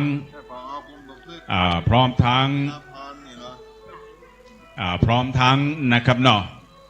แม่หลวงพ่อหลวงเนาะในเขตเทศบาลเมืองสุเทพหรือในตำบลสุเทพผู้ช่วยเนาะสารวัตรแพทย์ทั้งหลายทั้งหมดทั้งมวลนี่ครับมาร่วมเป็นเจ้าภาพงานครูบางานหน้าหมู่เฮามากันมากปวงหลวงลายอย่างอี้นะครับก็จะทำให้เนาะครับเนาะถึงวันที่ผ่านมาเฮาจะเห็นว่าครูบาเจ้าศีลธรรมศรีวิจัยเจ้าชื่อเดิมก็อายฟ้าห้องพอเกิดในช่วงของฝนตกฟ้าห้องแต่ว่านี่ถามพี่น้องศรัทธาที่นี่ว่าฝนตกเนาะ2-3 วันที่ผ่านมาทุกเจ้าทุกแรงทุกเจ้าทุกแรงนะครับ แต่มาวันนี้ก็เป็นที่แปลกอัศจรรย์ว่าบ่มีฝนตกเนาะเทวบุตรเทวดา16จันทร์ฟ้า15จันทร์ดิน14จันทร์บาดาลแม่ธรณีเจ้าตี้และปารมีครูบาเจ้าศรีวิจัยและครูบาสังฆอาจารย์ที่ร่วมสร้างต่างขึ้นโดยสุเทพและมณฑลพิธีอนุสาวรีย์ครูบาเจ้าศรีวิจัยที่นี่เนาะบุญแต้นะครับเนาะเราจะเห็นว่าบุญญาปารมีเป็นอย่างอี้นะครับเนาะบ่มีซื้อบ่มีขายถ้าอยากได้ก็สร้างแปลงเอาเองเหมือนบุญกุศลที่ครูบาเจ้าศรีวิจัยได้สั่งสอนเอาไว้พุทธเจ้าสั่งสอนเอาไว้นะครับเนาะบุญเนี่ยเขาทำทีละเล็กละน้อยไปทุกเมื่อเชื่อวันเนาะทีละเล็กละน้อยมีน้อยหอมน้อยมีนักหอมนักกันนะครับจากบุญน้อยๆก็จะทำให้นะครับบุญเฮาบุญใหญ่ปางหลวงไปในวันข้างหน้าเนาะคนที่มีบุญใหญ่ก็ปัญหาและอุปสรรคในชีวิตก็จะน้อยนะครับเนาะมันตรงกันข้ามกับผู้ที่มีบุญน้อยหรือกินบุญเก่าไปเรื่อยๆบุญเก่ามันก็จะเสี่ยงจะหมดก็จะทำให้ชีวิตเฮาประสบแต่ปัญหาและอุปสรรคนะครับเพราะฉะนั้นวันนี้ท่านวรุษวิสิทธิ์สินนะครับท่านนายอำเภอเมืองเชียงใหม่ประธานในพิธีอย่างที่ท่านพระครูปัญญาสังฆการผู้ช่วยเจ้าวาดวัดศรีโสดาพระอารามหลวงนะครับเนาะได้เจริญพรตั้งแต่เจ้าและก็ถ่ายทอดสดทางสถานีวิทยุวัดไฟหินเนาะพระพุทธศาสนามหาวิทยาลัยเชียงใหม่เป็นแม่ข่ายในการถ่ายทอดสดตึงภาพตึงเสียงในขณะนี้ไปทั่วโลกนะครับเนอะท่านจะนั่งจะอยู่มุมไหนก็นึกถึงเสมอว่าท่านมานั่งที่นี่นะครับเนาะก็ถือได้ว่าเฮามาร่วมในนามของประชาคมโลกก็แล้วกันนะครับซึ่งจะได้ที่รัฐบาลไทยและคณะสงฆ์แห่งประเทศไทยได้เสนอชื่อครูบาเจ้าศรีวิจัยไปยังองค์การยูเนสโกเพื่อจะได้ถวายเกียรติติยศสูงสุดเป็นบุคคลสำคัญของโลกแถมตนแถมองค์แถมท่านหนึ่งในนามประเทศไทยของเฮาครับเนื่องในครบรอบชาตการเนาะวันกำเนิดครูบาเจ้าศรีวิจัยแห่ม2 ปีข้างหน้าคือวันที่11เนาะมิถุนายน2571ที่จะถึงนี้นะครับเพราะฉะนั้นก็เอาตั้งหลายที่อยู่ตั้งบ้านตั้งจองตั้งหน้าตั้งหลังตั้งซ้ายตั้งขวาตั้งใดตั้งหนึ่งก็ดีนะครับถ้ามีโอกาสได้มาร่วมพิธีณสถานที่ควงอนุสาวรีย์ครูบาเจ้าศรีวิจัยก็ขอน้อมเจริญพรในนามคณะสงฆ์คณะกรรมการจัดงานในนามของกองทุนครูบาเจ้าศรีวิจัยเนาะเฮาได้ร่วมกันหอมบุญทั้งหลายทั้งมวลเนาะพี่น้องประชาชนนะครับทุกคนทุกท่านนะครับเนอะที่ได้มีโอกาสมาร่วมเป็นประจำกู้ปี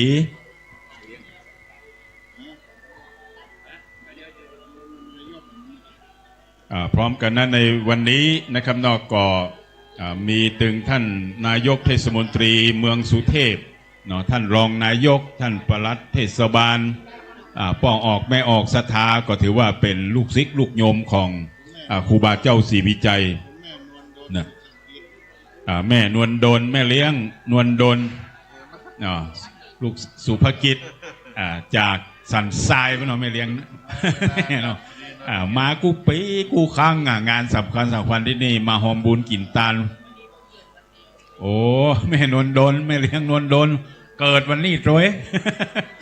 เกิดวันเดียวกับครูบาเจ้าศรีวิจัยเนี่ยแต่คนละปีนะเนาะเป็นศรัทธาครูบาบุญแตะบุญวาดแมนเนอร์นะครับหลายคนหลายตั้นวันคล้ายวันเกิดในวันนี้ก็ขอให้มีความสุขความเจริญเนาะของเจ้าของวันเกิดนะครับทุกคนทุกท่านตัวพร้อมกันนั้นวันนี้โรงทานก็เพิ่มมาเรื่อยๆเนอร์นะครับ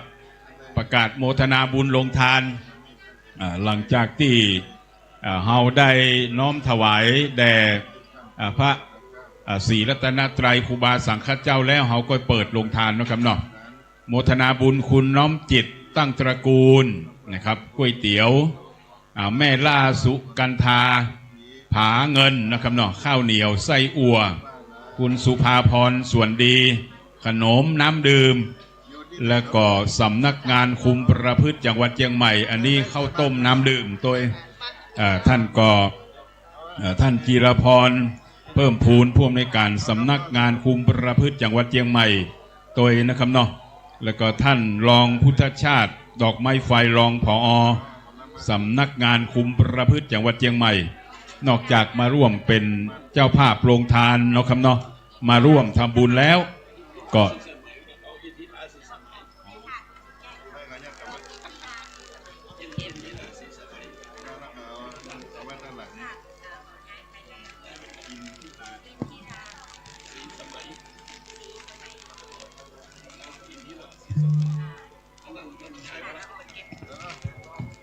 วันนี้ท่านรองอินทิรา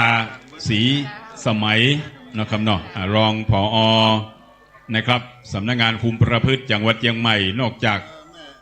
พร้อมคณะมาเป็นเจ้าภาพโรงทานแล้วนะครับก็จะได้นำสมาชิกคุมประพฤตินะครับแล้วก็สมาชิกอาสาสมัครคุมประพฤติจังหวัดเชียงใหม่และสมาชิกนักศีลนักบุญทั้งหลายจำนวน60ตันนะครับเนาะออกพัฒนาทำความสะอาดบริเวณลานอนุสาวรีย์ครูบาเจ้าศรีวิจัยน้ำตกห้วยแก้วแล้วก็ส่องเส้นต่างขึ้นวัดสุเทพตัวนะครับในวันนี้โมทนาบุญตัวนอกจากนั้นนะครับก็มีแม่นงลักอูสามเรือนอันนี้นำโรงทานกระเพาะปลานะครับเนาะคุณนัทอิชาแซ่เตียลอดช่องสิงคโปร์โมทนาบุญนะครับคุณพองศรีสมคำน้ำมะพร้าวโอเลี้ยงข้าวมันมะม่วงนะครับคุณแม่ประภาพินคุณอุมาพรนางสาวสุทธิดานะครับเนาะคั่วไก่ข้าวเหนียวอันนี้ได้ถวายตาลเมื่อตะวาแล้วนอกจากนั้นก็มีคุณสุพิสุสุกินางสาวขวัญใจพงธินะครับคุณนัทธนิตแซ่เตียแม่สมรคุณอุดมคุณธนพรคำปันอันนี้ได้ถวายตาลไปตะวาแล้วนะครับน้องอ๋อยปัญญาฟูเนาะขนมแล้วก็ไก่ตุ๋นนะครับเนาะนอกจากนั้นก็มีพระครูไก่เนาะก็ได้นำขนมครกนำผลไม้ข้าวโพดคลุกมาน้อมถวายเป็นต้านในวันนี้ตัวนะครับคุณงามนิดคล้ายวิเชียรเด็กชายสุภวัตขันคำกาดอันนี้ลูกชิ้นหนึ่งนะครับเนาะถวายต้านในวันนี้ครับนอกจากนั้นก็มีแม่นวลดลสุกิจเนาะวันนี้ก็เนื่องในวันคล้ายวันเกิดตัวพร้อมด้วยลูกหลานครอบครัวคุณกฤษกรทองเงาคุณวรารัตน์ทองสมบัติในน้ำดื่ม45 แพ็คพร้อมด้วยจตุปัจจัยทายทานทั้งหลายทั้งปวงนี้มาร่วมเป็นเจ้าภาพโรงทานโดยร่วมทำบุญเจ้าภาพสังฆทานโดยเนื่องในโอกาสวันคล้ายวันเกิดเนาะคุณแม่นวลดลสุขกิจนะครับก็ขอโมทนาบุญกับท่านและครอบครัวลูกหลานญาติพี่น้องทุกท่านโดยนอกจากนั้นก็มีร้านดอกไม้ล็อกเก้านะครับข้าวมันไก่ข้าวมันหน้าสังขยาก็โมทนาบุญกับครอบครัวท่านตัวนะครับแม่อุ้ยเปงเอี่ยมละออันนี้ขนมถ้วยโมทนาบุญนะครับนอกจากนั้นโมทนาบุญเจ้าภาพโรงทานคุณสุทธิดานุตวัฒน์นะครับเนาะพร้อมครอบครัวข้าวเหนียวทุเรียนนี่ถวายตาลเมื่อตะวาแล้วนะครับครอบครัวของท่านร้อยตำรวจเอกสุทธิธรรมวิทิตกรกุลนะครับไอศครีมนะครับเนาะโมทนาบุญกับท่านและคุณนายตัวลูกหลานพี่น้องตัวนะครับโมทนาบุญคุณขนึงมหายนพร้อมครอบครัวนี่ไอศครีมโมทนาบุญนะครับคุณวัชรินทร์คุณจะจ๋านะครับเนาะคุณมุ้งคุณดาวเต้าหู้ป่าทองโกนะครับวันนี้มีเต้าหู้โดยป่าทองโกด้วยนอกจากนั้นก็โมทนาบุญตั้งครอบครัวพระอาจารย์4 วันด้วยนะครับเนาะคุณสมควรชัยวงศานะครับเนาะแล้วก็น้องล่าโอนปานอันนี้ได้นำน้ำชากาแฟกล้วยฉาบ กล้วยฉาบเนาะมาร่วมตั้งโรงทานน้อมอุทิศถวายแด่ครูบาเจ้าแล้วก็ถ้าจื่อที่เพิ่มเติมจากนี้ก็มาจดได้ที่ผมนี่เนอะช่วงนี้ก็ถ้าท่านได้ทำบุญตักบาตรสำเร็จเสร็จสิ้นลงแล้วเนาะซึ่งในเมตตาปารมีธรรมในพระเดชพระคุณพระธรรมวชิระโกศลด็อกเตอร์ที่ปรึกษาเจ้าคณะภาค7เจ้าอาวาสวัดศรีโสดาพระรามหลวงได้โปรดภายเมตตาหน้าบุญมอบหมายหลวงพ่อพระครูมนุนกิจจานุกิจผู้ช่วยเจ้าอาวาสวัดศรีโสดาพระรามหลวงได้นำพระสงฆ์องค์สามเณรเจ้า219 ตน219 องค์นะครับเป็นผู้แทนคณะสงฆ์เชียงใหม่เฮาคณะสงฆ์อำเภอเมืองเชียงใหม่คณะสงฆ์ตำบลสุเทพเนาะได้โปรดภายเมตตาหน้าบุญบิณฑบาตโปรดบิณฑบาตเพื่อจะได้อุทิศส่วนบุญกุศลน้อมถวายครูบาเจ้าศรีวิจัยด้วยกันทุกคนทุกท่านนะครับเนาะซึ่งในปีนี้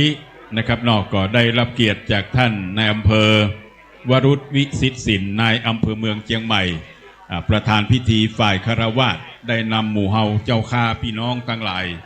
มาห่วมบุญกินตาลมากพวงหลวงหลายเน้อนะครับโมทนาบุญเจพันเชียงใหม่โดยเนาะได้ร่วมทำบุญโดยแล้วก็ในวันนี้เราได้มีการถ่ายทอดไลฟ์สดทีวีออนไลน์วัดฝ่ายหินโดยอาจารย์พระครูสมุวิสุวัตรวรกิจโจผู้ในวยการสถานี 104.50 เมกะเฮิรตซ์เป็นแม่ข่ายหลวงและขอกราบขอบพระคุณท่านพระครูอภิวัฒนาวิกรมเจ้าวาดวัดปากทางเจริญรองเจ้าคณะอำเภอดอยหล่อผู้อำนวยการสถานีวิทยุคลื่นสีขาวเพื่อชาวประชาได้ออนแอร์ออนไลน์ไปแห่ม28 สถานีวิทยุเชียงใหม่เชียงรายลำพูนแพร่น่านลำปางกราบขอบพระคุณโดยความเคารพอย่างสูงนะครับท่านอาจารย์พระครูสมุวิสุวัตรวรกิจโจท่านรองเจ้าคณะอำเภอดอยหล่อท่านอาจารย์พระครูอภิวัฒนาวิกรมวัดปากทางเจริญคลื่นสีขาวเพื่อชาวประชาณโอกาสนี้และขอท่านผู้ฟังได้รับชมรับฟังการทำบุญที่ควงอนุสาวรีย์ครูบาเจ้าศรีวิจัยที่ท่านอาจารย์ณัฐพล ลึกสิงแก้วได้ต้อนรับอยู่ขณะนี้เนอะกับไวสาในเมตตาปารมีธรรมนะครับเนาะครูบาพรหมินทร์หรือในราชทินานามพระครูปัญญาสังฆการผู้ช่วยเจ้าวาดวัดศรีโสดาพารามหลวงกองงานเลขานุการใหญ่ในการจัดงานทุกปีแล้วก็ลุไปถึงสถานีเครือข่ายทั่วภาคเหนือนะครับเนอะที่ได้นะครับโปรดภายเมตตาหน้าบุญนะครับเป็นเครือข่ายเนาะในการถ่ายทอดสดให้พี่น้องประชาชนนะครับทุกที่ทุกต่างได้หอมบุญกินตานกันมาต่างใดต่างหนึ่งก็ดีนะครับที่รับฟังอยู่ต่างบ้านต่างจองก็ขอนะครับได้บุญกุศลด้วยกันทุกคนทุกท่านตังดอยหล่อวัดปากตังเจริญก็อาศัยท่านพระครูอภิวัฒนวิกรมรองเจ้าคณะอำเภอดอยหล่อเจ้าวาดวัดปากตังเจริญผู้อำนวยการคลื่นสีขาวเพื่อชาวประชาของภาคเหนือของเฮาเนาะได้ถ่ายทอดสดเชื่อมโยงสัญญาณจากวัดฝ่ายหินมหาวิทยาลัยเชียงใหม่อยู่ในขณะนี้ลงทานเพิ่มเติมนะครับเนศรัทธาแม่สมพรอุชชานะครับร้อยตำรวจเอกนาทีคุณนาย4,000ทองแก้วขัตติยะนะครับแล้วก็นางสาวน้ำฝนอุชชานายคุณชาวริตหนอนางวิไรพรวงสิทธิพร้อมครอบครัวคุณวสันต์คุณปราณีขันตุ้ยนะครับพร้อมครอบครัวคุณนัทกันขันตุ้ยพร้อมครอบครัวอันนี้มีไก่ฉีกและก็น้ำดื่มนะครับโมทนาบุญโดยนอกจากนั้นก็โมทนาบุญลงทานในวันนี้เพิ่มเติมนะครับเนอะพ่อน้อยสุพรรณแม่ประภาพินพิวงศ์นะครับพร้อมครอบครัวลูกหลานคุณสุทธิดาวรรณสอนคุณอุมาพรวรรณสอน ครัวแฮมไก่และก็ข้าวเหนียวเป็นว่าอีกนะครับโมทนาบุญลงทานเพิ่มเติมครับคุณสุทธิดานุตวัฒน์พร้อมครอบครัวคุณจักรพันธ์อินตพิงคุณอาทิตย์นุตวัฒน์ข้าวเหนียวทุเรียนครับแล้วก็โมทนาบุญถึงนะครับเจ้าภาพลงทานคุณสมรอุดมคุณธนพรคำปินนะครับผัดไทยแล้วก็โมทนาบุญไปถึงทุกท่านนะครับเนอะชื่ออาจจะตกหล่นอย่างใดก็คงจดรายชื่อรายนามมาเพิ่มเติมในตอนนี้ก็ได้นะครับเนาะจะได้ประกาศอนุโมทนาออกอากาศไปทั่วโลกครับแล้วก็วันนี้เราจะเห็นว่าได้กราบไหว้สาอาราธนาครูบาสังฆเจ้าพระสงฆ์องค์เจ้านะครับเนาะโปรดเมตตาซึ่งได้กราบไหว้สาอาราธนาพระเดชพระคุณพระธรรมเสนาบดีเจ้าคณะภาค7วัดพระธาตุดอยสุเทพราชวรวิหารอำเภอเมืองเชียงใหม่เนาะได้โปรดภายเมตตานาบุญนะครับ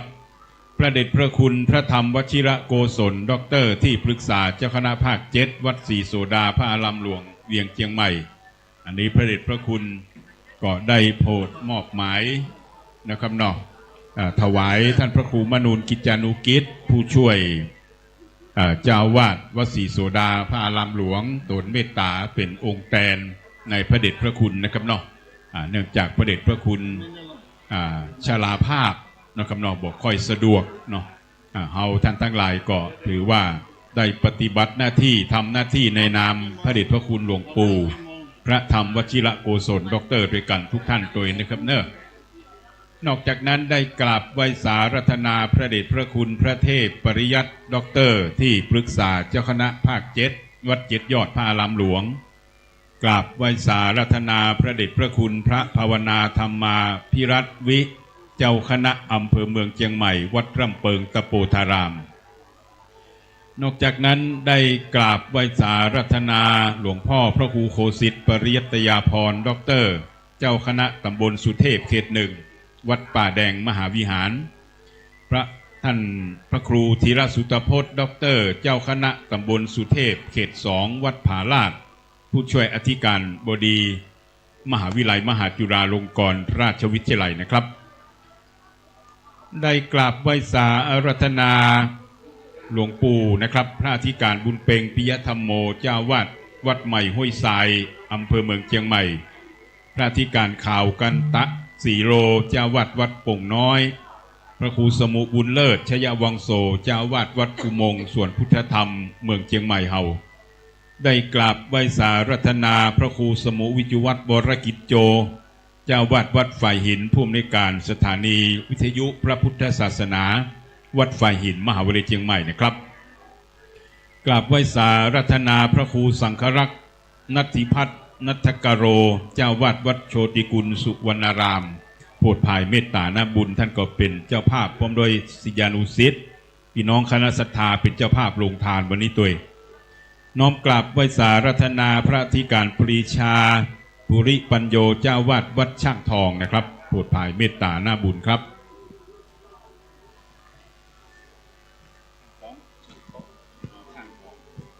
เจ้าวาดวัดช่างทองนะครับเมืองเชียงใหม่เฮาครับนอกจากนั้นนะครับในท่านประธานศักดิ์พีสุภาโนประธานกลุ่มหนุ่มสาวจังหวัดเชียงใหม่เฮาและก็นายทะเบียนกลุ่มสาวจังหวัดเชียงใหม่เฮาพร้อมด้วยสมาชิกกลุ่มหนุ่มสาวจังหวัดเชียงใหม่ก็ร่วมพิธีทำบุญมาด้วยกันเมินนานเป็นประจำทุกปีนะครับเนาะอันนี้ก็ขออนุโมทนาบุญกับทุกคนทุกท่านตัวพยานพ่อแม่พี่น้องนะครับคณะศรัทธาที่อยู่ต่างบ้านต่างจองบ้านใกล้เรือนเคียงเนาะอนุสาวรีย์ครูบาเจ้าศรีวิจัยที่นี่นะครับเนาะลานอนุสาวรีย์ที่นี่หรือวัดต่างๆที่ได้กำหนดจัดงานลำลึกถึงครูบาเจ้าศรีวิจัยได้ทำบุญนี่นะครับก็เจิญที่ใกล้บ้านของท่านเนาะถ้าใกล้ต่างอนุสาวรีย์พอจะมาที่นี่ได้ก็ เจิญมาที่นี่เนอร์นะครับตอนนี้ก็พี่น้องภาพรวมก็พี่น้องประชาชนทั้งชาวไทยและชาวต่างประเทศทางฝ่ายคณะสงฆ์องค์เนนที่ได้รับทราบข่าวสารต่างใดต่างหนึ่งก็ดีนะครับก็ถือว่าได้ร่วมพิธีที่นี่เป็นจำนวนมากพวงหลวงหลายนะครับเนาะซึ่งเราจะเห็นได้ว่าครูบาเจ้าศีลธรรมศรีวิจัยเจ้าพระคุณท่านได้สร้างคุณูปการผลงานชิ้นโบแดงในระดับโลกก็คือสร้างต่างขึ้นดอยสุเทพแห่งนี้ด้วยระยะเวลา5 เดือน22 วันนะครับเนาะระยะทาง11 กิโลเมตรเกิงโดยบัดใจงบประมาณจากทางราชการโดยอาศัยคลื่นมหาชนที่เคารพนับถือเนาะบอกว่าจะเป็นสาธุชนนักศีลบุญต่างหลายที่ได้รับทราบข่าวสารนะครับทั่วทุกสารทิศวันละเป็นหมื่นใจจอบใจเสียมนะครับเนาะในการขุดในการเจาะสร้างต่างขึ้นดอยสุเทพแห่งนี้ครูบาเจ้าศรีวิจัยเรียกว่านั่งนักเป็นประธานนั่งนักครูบาเจ้าศรีวิจัยอธิษฐานจิตทุกเมื่อเชื่อวันสวดมนต์ไหว้พระวิปัสสนากรรมฐานตั้งสัจจาธิษฐานขอให้สร้างต่างขึ้นไปกราบไหว้ยังวัดเรียกว่าวัดอริยบุคคลนี่แหละครับเนาะวัดศรีโสดานี่ก็ถือว่าเป็นวัดที่ครูบาเจ้าศรีวิจัยได้ก่อสร้างห้างแปลงตั้งมานะครับเนาะพร้อมด้วยพี่น้องคณะศรัทธาทางการบ้านเมืองเจ้านายฝ่ายเหนือคณะสงฆ์เนาะเมื่อ91 ปีที่แล้วเต่ากับอายุของพระเดชพระคุณหลวงปู่เจ้าวาดองค์ปัจจุบันพระเดชพระคุณหลวงปู่พระธรรมวชิระโกศลด็อกเตอร์91 ปีสร้างต่างที่นี่ก็91 ปีนะครับเนาะเพื่อจะไปไหว้ยังวัดที่เปรียบเสมือนเป็นอริยบุคคลสีโสดาก็วัดพระโสดาบันวัดสกิทาคาหรือวัดผาลาดนะครับเนาะก็วัดที่ท่านพระครูธีระสุตพจน์ด็อกเตอร์เจ้าคณะตำบลสุเทพเขต 2เป็นเจ้าอารามาธิปติหรือเจ้าอาวาสองค์ปัจจุบันนี้เป็นวัดลำดับที่2ถัดไปส่วนวัดอนาคามีเป็นวัดร้างเนาะก็ขึ้นไปเป็นลำดับที่3ส่วนวัดพระอรหันต์คือวัดพระธาตุดอยสุเทพเนาะคืออยู่บนยอดดอยสุเทพวาสุเทพฤาษีนี่นะครับก็ถือว่าได้สร้างถนนหนทางเพื่อสู่จุดสูงสุดของเวียงพิงเชียงใหม่คือดอยสุเทพเฮาจึงมีคำขวัญประจำนพบุรีศรีนครพิงเชียงใหม่ที่ว่าดอยสุเทพเป็นสีประเพณีเป็นสง่าบุพชาติล้วนงามตางามล้ำค่านครพิงอันนี้ก็เป็นวิถีชีวิตเป็นประเพณีอันดีงามเหมือนในวันนี้ที่เฮาทุกคนทุกท่านพร้อมครอบครัวในนามครอบครัวทั้งชาวไทยและชาวต่างประเทศมากปวงหลงหลายนะครับเนาะเปิ่นมาหู้มาหันมาพอมากอยนะครับ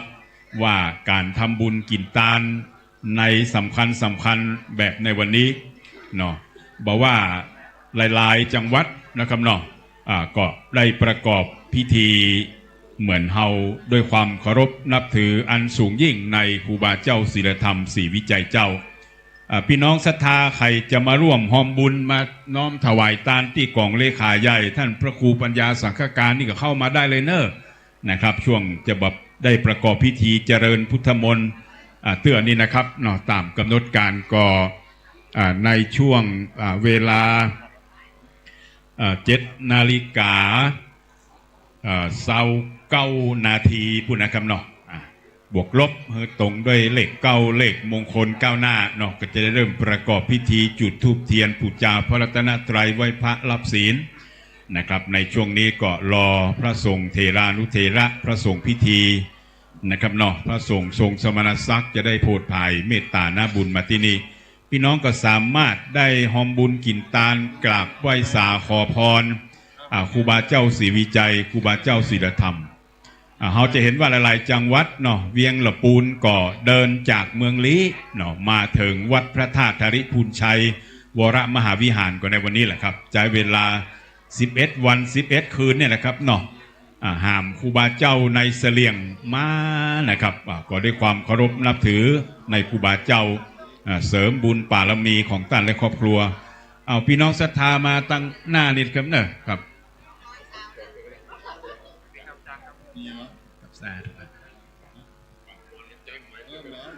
ครับก็ถือว่าทุกท่านมาร่วมทำบุญ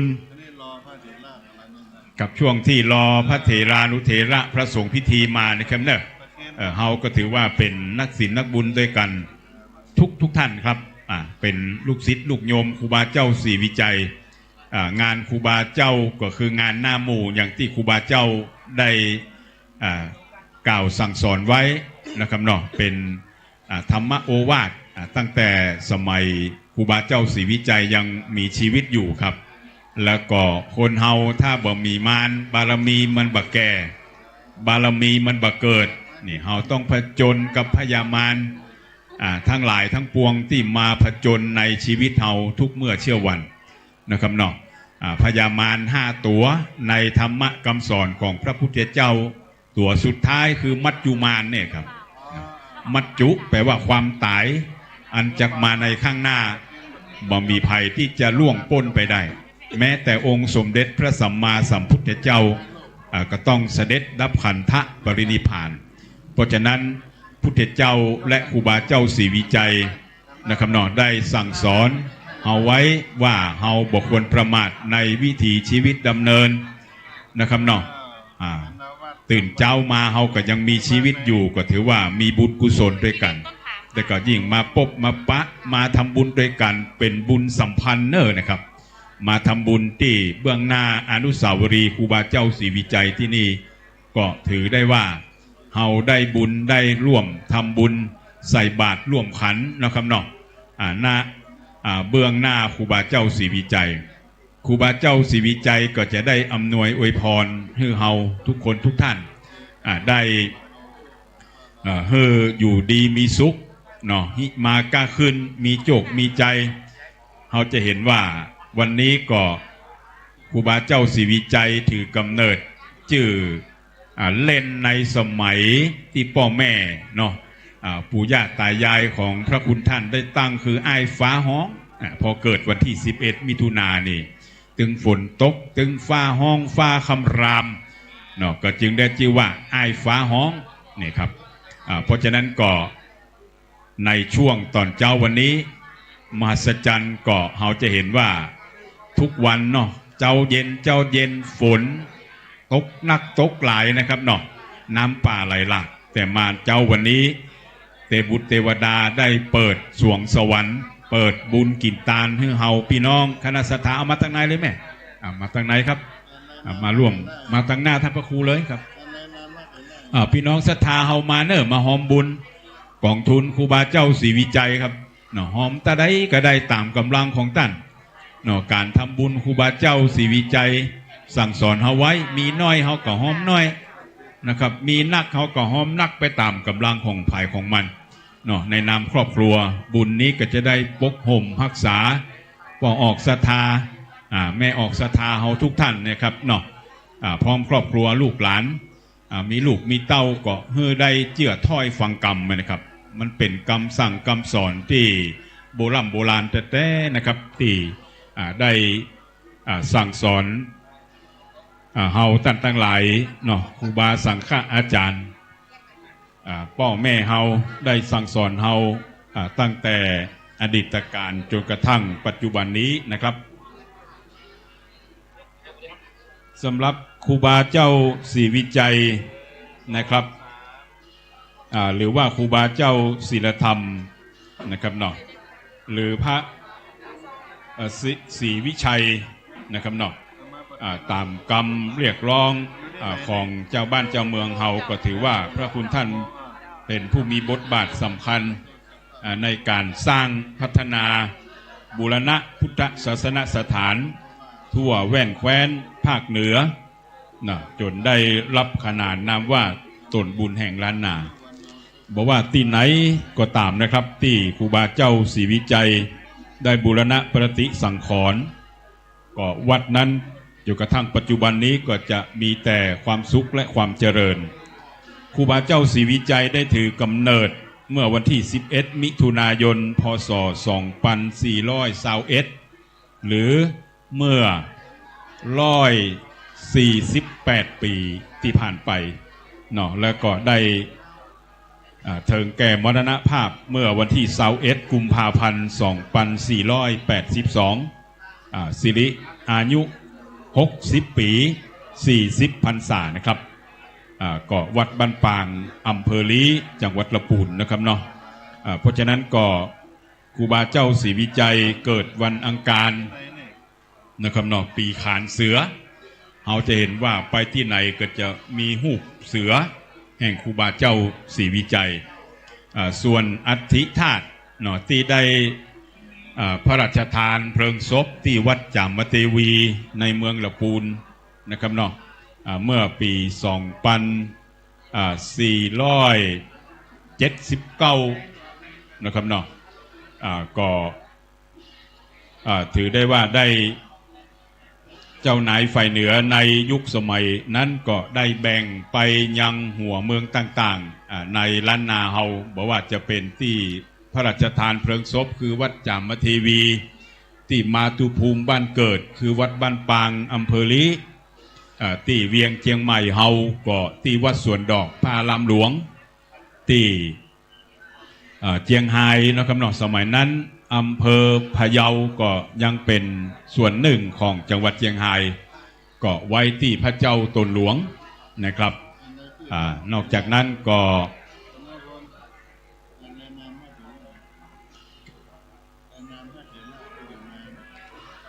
สำหรับพระเถรานุเถระนะครับเนาะในวันนี้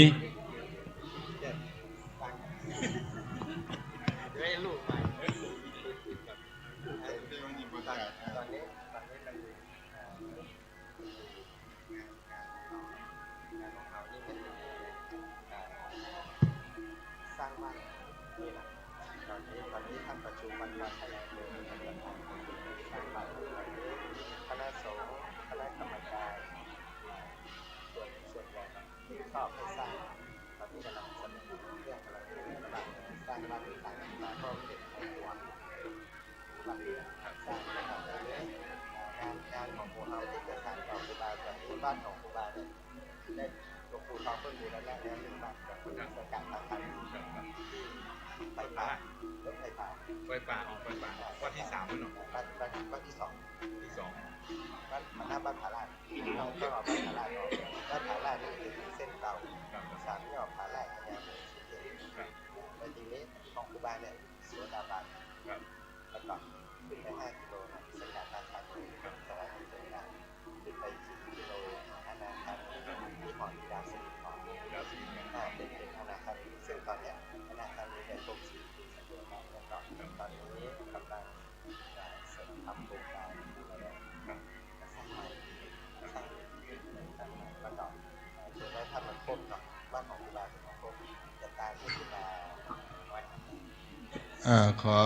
ถวายการต้อนรับหลวงพ่อพระภาวนาธรรมภิรัตน์เจ้าคณะอำเภอเมืองเชียงใหม่ได้เมตตาแล้วก็พระอนุจรนิมนต์มานั่งด้วยกันนี่เนอะนิมนต์เข้ามาด้านในประจำประลำฝั่งครูบาเจ้าศรีวิจัยที่นี่ตอนนี้เรากำลังรอพระมหาเถระในตำบลสุเทพที่ได้อาราธนามาโปรดเมตตาเจริญพระพุทธมนต์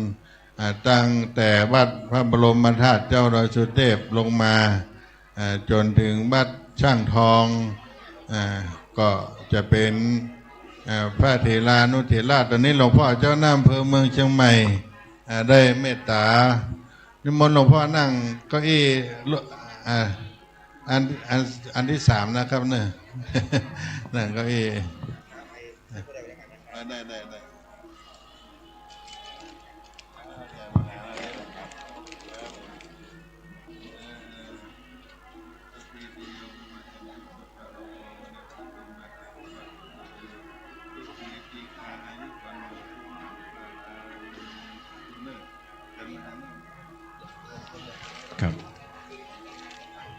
ในช่วงนี้ก็ได้ถวายการต้อนรับพระเถรานุเถระผู้ใหญ่พระเดชพระคุณพระภาวนาธรรมาภิรัตน์วิเจ้าคณะอำเภอเมืองเชียงใหม่วัดลำเปิงตะโปธารามนะครับตนเมตตาโพธิภายเมตตาหน้าบุญนะครับพร้อมด้วยพระสงฆ์พิธีจุตนจุองค์ด้วยความเคารพอย่างสูงนะครับอย่างที่ทางการบ้านเมืองและคณะสงฆ์นะครับเนาะช่วงนี้ก็ได้สร้างโรงหลวงครูบาเจ้าศรีวิจัยซึ่งต่างอำเภอเมืองเชียงใหม่อันมีท่านในอำเภอเป็นต้นเป็นประธานก็ได้ร่วมประชุมกันเมื่อวันก่อนนะครับพร้อมต่างคณะสงฆ์อำเภอเมืองเชียงใหม่คณะสงฆ์ตำบลสุเทพเฮาทุกวัดนะครับเนาะก็กำลังสร้างวัดแล้วก็โรงหลวงตั้งด้านข้างครูบาศรีวิจัยเขาเนี่ยครับแล้วก็สร้างวัดศรีโสดานี้วัดแรกที่นี่ครับเนาะนอกจากนั้นก็วัดอนาคามีวัดสกิทาคามีวัดพระอรหันต์ก็คือวัดดอยสุเทพขึ้นไปตามลำดับที่มีไฟป่าตรงนั้นก็เป็นวัดหนึ่งนะครับเนอะแล้วก็ที่หอดูดาวสิรินธรเนาะอันนี้ก็เป็นวัดไปตามเนี่ยครับวัดอริยบุคคล4เนี่ยวัดศรีโสดาวัดอนาคามีวัดสกิทาคามีอนาคามีและวัดพระอรหันต์คือวัดดอยสุเทพไปตามลำดับนะครับเนาะแดมสักกำเดียวนะครับเนอะถ้าความพร้อมทุกสิ่งอย่างพร้อมแล้วก็จะได้ประกอบพิธีตามกำหนดการครับซึ่งในวันนี้ก็ได้กราบไหว้สารัตนาพระเดชพระคุณพระธรรมเสนาบดีเจ้าคณะภาค7วัดพระธาตุดอยสุเทพราชวรวิหารอำเภอเมืองเชียงใหม่โพธิภายเมตตาหน้าบุญเป็นองค์ประธานฝ่ายสงฆ์แล้วก็พระเดชพระคุณพระธรรมวชิระโกศลเจ้าวาดวัดศรีโสดาที่ปรึกษาเจ้าคณะภาค7ก็ได้โพธิภายเมตตาหน้าบุญมอบถวายพระครูมนุนกิจจานุกิจผู้ช่วยเจ้าวาดวัดศรีโสดาพระอารามหลวงเป็นองค์แทนในพระเดชพระคุณนะครับนอกจากนั้นได้กราบไหว้สารัตนาพระเดชพระคุณพระเทพปริยัติที่ปรึกษาเจ้าคณะภาค7วัด7ยอดพระอารามหลวงนะครับพระเดชพระคุณพระภาวนาธรรมาภิรัตน์วิเจ้าคณะอำเภอเมืองเชียงใหม่วัดลำเปิงตะโปธารามอำเภอเมืองเชียงใหม่ได้กราบไหว้สาหลวงพ่อพระครูโคสิทธิ์ปริยัตยาภรณ์เจ้าคณะตำบลสุเทพเขต1วัดป่าแดงมหาวิหารไหว้สารัตนาพระครูธีระสุตพจน์เจ้าคณะตำบลสุเทพเขต2วัดผาลาดพระอธิการบุญเปงปิยธรรมโมเจ้าวาดวัดใหม่ห้วยทรายพระอธิการข่าวกันตสีโรเจ้าวาดวัดโป่งน้อยพระครูสมุบุญเลิศชยวังโสเจ้าวาดวัดอุโมงค์ส่วนพุทธธรรมพระครูสมุวิสุวัตรวรกิจโจเจ้าวาดวัดฝ่ายหินผู้อำนวยการสถานีวิทยุวัดฝ่ายหินมหาวิทยาลัยเชียงใหม่ระบบ FM 104.50 เมกะเฮิรตซ์นะครับอำนวยการในการถ่ายทอดสดในวันนี้ไปยังเครือข่ายสถานีวิทยุคลื่นสีขาวเพื่อชาวประชาทั่วภาคเหนือแล้วก็ทั้งภาพและเสียงทาง Facebook ไลฟ์สดในขณะนี้นะครับเพราะฉะนั้นก็ภาพทุกภาพอาจจะมากกว่า 1,000 คำก็ปรากฏไปสู่ประชาคมโลกแชร์ต่ออนุโมทนาบุญต่อเนาะก็ได้บุญด้วยกันทุกคนทุกด้านนะครับเนอะนอกจากนั้นได้กราบไหว้สารัตนาพระครูสังฆลักษณ์นัทธิพัฒน์นัทกโรนะครับเจ้าวัดวัดโชติกุลสุวรรณารามหมู่บุญนี่ท่านก็นอกจากได้โพธิภายเมตตาหน้าบุญแล้วนะครับก็ได้ร่วมเป็นเจ้าภาพโรงทานเหมือนหลายคนหลายตั้นหลายตนหลายองค์ตัวนะครับอนุโมทนาบุญกับท่านนะครับพระอธิการปรีชาภูริปัญโยเจ้าวัดวัดช่างทองอำเภอเมืองเชียงใหม่ไหว้สารัตนาพระครูไก่มาแล้วนะครับเนี่ยเป็นเจ้าภาพโรงทานตัวเป็นทรงพิธีตัวทำบุญกินตานด้วยกันมันถึงม้วนนะครับเพราะฉะนั้นในวันนี้เฮาก็มาพบมาปะกันณควงอนุสาวรีย์ครูบาเจ้าศีลธรรมศรีวิจัยเจ้าข้างบนเขาจะเห็นภาพครูบาสังฆอาจารย์ ที่ร่วมยุคร่วมสมัยในการสร้างต่างขึ้นโดยสุเทพนะเป็นภาพที่เราเห็นตั้ง Facebook ก็ดีตั้งสื่ออื่นๆก็ดีณที่นี่ก็ดีนะครับอันนี้เป็นภาพประวัติศาสตร์ในยุคสมัยเมื่อเกือบ100 ปีที่แล้วเนาะเราจะเห็นว่ายุคสมัยนั้นก็ไฟฟ้าก็บ่มีเครื่องเสียงก็บ่มีเครื่องอำนวยความสะดวกอันอย่างก็บ่มีสักสิ่งสักอย่างก็ได้อาศัยจอบอาศัยเสียมมีดมุยนะครับเนาะในการก่อสร้างห้างแปลงเราจะเห็นว่าพลังศรัทธาที่เคารพในคุณพระศรีรัตนตรัยและครูบาเจ้าศรีวิจัยนั้นนะครับเราจะเห็นได้ว่ามากปวงหลวงหลายสร้างถนนหนทางด้วยความทุกข์ยากลำบากคือยุคสมัยเฮาได้ใจถนนหนทางด้วยความสะดวกสบายนะครับเนาะถนนหนทางก็ดีไฟฟ้าก็แสงสว่างก็ดีนะครับเนาะการประชาสัมพันธ์อย่างต่างๆก็อย่างที่เราเห็นในยุคปัจจุบันนี้ก็เรียกว่าการได้ตามหอยบุญตนบุญนั้นเป็นบุญใหญ่บุญหลวงโดยกันทุกคนทุกท่านนะครับเจ้าหน้าที่ทุกฝ่ายจราจรทุกนายเนาะรวมทั้งนะครับเจ้าหน้าที่อุทยานตัวเองนะครับเนอะและก็ชลบทุกท่านตัวในนามท้องถิ่นเฮาก็ต่างคนก็ต่างปฏิบัติหน้าที่ถวายรับใช้ในบวรพุทธศาสนาและครูบาเจ้าศรีวิจัยตัวกันทุกคนทุกท่านเมื่อเฮาได้ประพฤติปฏิบัติตามนำธรรมคำสอนแห่งครูบาเจ้าศรีวิจัยตัวกันก็บุญกุศลสมปานทั้งหลายเนาะก็จะได้บังเกิดขึ้นกับเฮาและครอบครัวหน่วยงานองค์กรต่างๆนะครับแม่จันเพนคำโพธาและคณะโมทนาบุญด้วยเนอะนะครับมาร่วมทำบุญเป็นประจำทุกครั้งทุกปีทุกงานบุญนะครับเนาะซึ่งทุกคนทุกท่านก็ได้ประพฤติวัดปฏิบัติธรรมทานศีลภาวนาวิปัสสนากรรมฐานนะครับโดยกันทุกท่านตามฮีตโดยหอยแห่งครูบาเจ้าศีลธรรมเนาะเฮาอยู่ในศีลธรรมอันงาม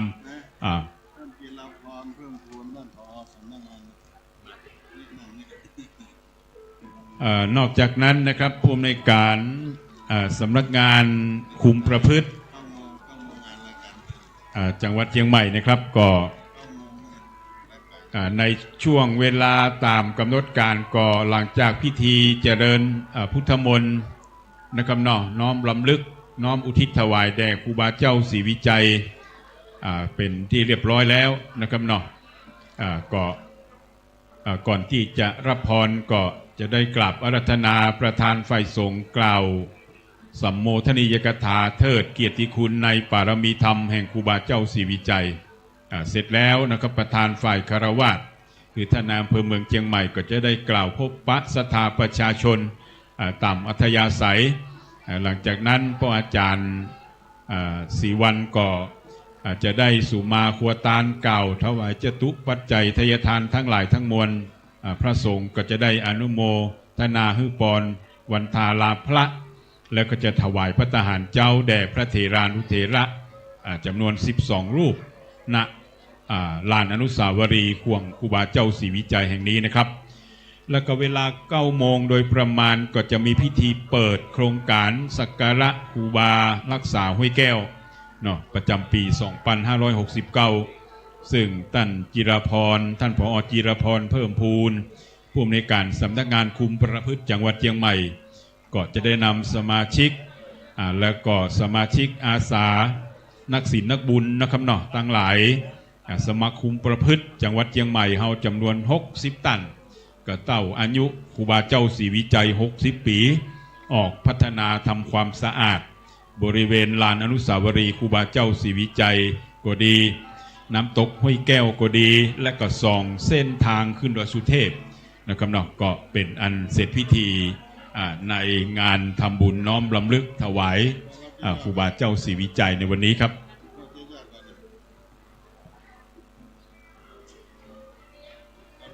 ซึ่งในขณะนี้นะครับเนาะก็ได้ถวายการต้อนรับพระเถรานุเถระจุตนองค์ด้วยความเคารพนะหลวงพ่อพระครูโคสิทธิ์ปริยัตยาภรณ์เจ้าคณะตำบลสุเทพ เขตหนึ่งวัดป่าแดงมหาวิหารก็ได้โปรดภายเมตตาหน้าบุญเดินทางมาถึงแล้วขณะนี้พระเดชพระคุณพระเทพปริยัติที่ปรึกษาเจ้าคณะภาค7วัด7ยอดพระอารามหลวงนะครับโปรดภายเมตตาหน้าบุญเดินทางมาในนามคณะสงฆ์ภาค7คณะสงฆ์เชียงใหม่คณะสงฆ์เชียงใหม่ละปูนแม่ฮ่องสอนเนาะโปรดภายเมตตาหน้าบุญเดินทางมาถึงแล้วกล่าวพร้อมด้วยพี่น้องคณะศรัทธาผู้หลักผู้ใหญ่ผู้ทรงเกียรติทั้งหลายนะครับน้อมกราบถวายพระเดชพระคุณด้วยความเคารพนอบน้อมบูชาในทานศีลภาวนาวิปัสสนากรรมฐานในพระเดชพระคุณแต่คำรบหนึ่งนะครับเฮายกมือไหว้สาถวายการต้อนรับพระเดชพระคุณหลวงพ่อใหญ่เฮาครับ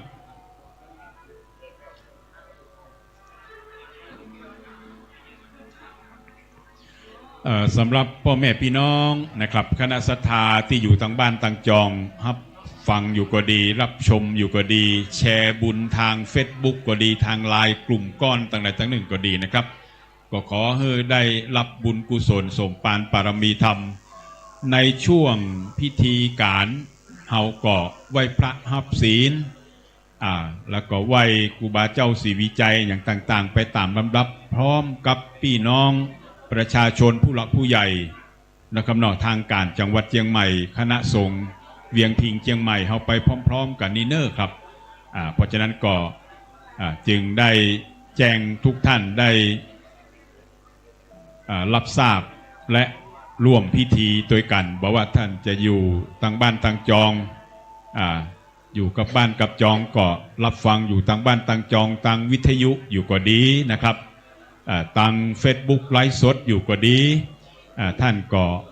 ประนมมือร่วมพิธีเหมือนกับเสมือนหนึ่งว่าอยู่ในพิธีแห่งนี้เราก็จะได้เห็นถึงภาพได้ยินถึงเสียงนะครับไปพร้อมๆกันนะครับเพราะฉะนั้นก็ถือว่าแผ่บุญกุศลไปถึงพ่อแม่พี่น้องประชาชนลูกหลานต่างเต้าทั้งหลายคนหลายท่านอยากจะมาก็มาบ่ไหวเนื่องจากอาพาธก็ดีติดเตียงก็ดี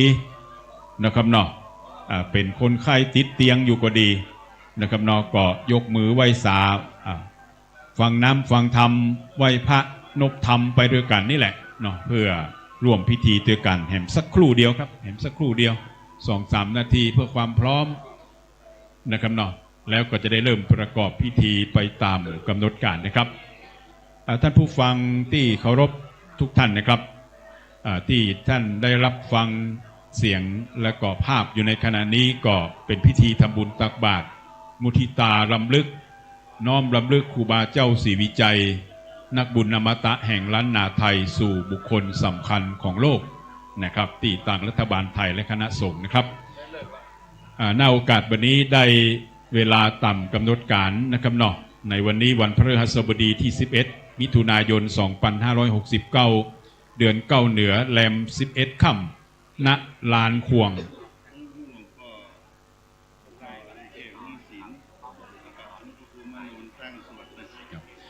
ณโอกาสนี้จะได้เริ่มประกอบพิธีตามกำหนดการข้าเจ้าในนามคณะสงฆ์และทางการบ้านเมือง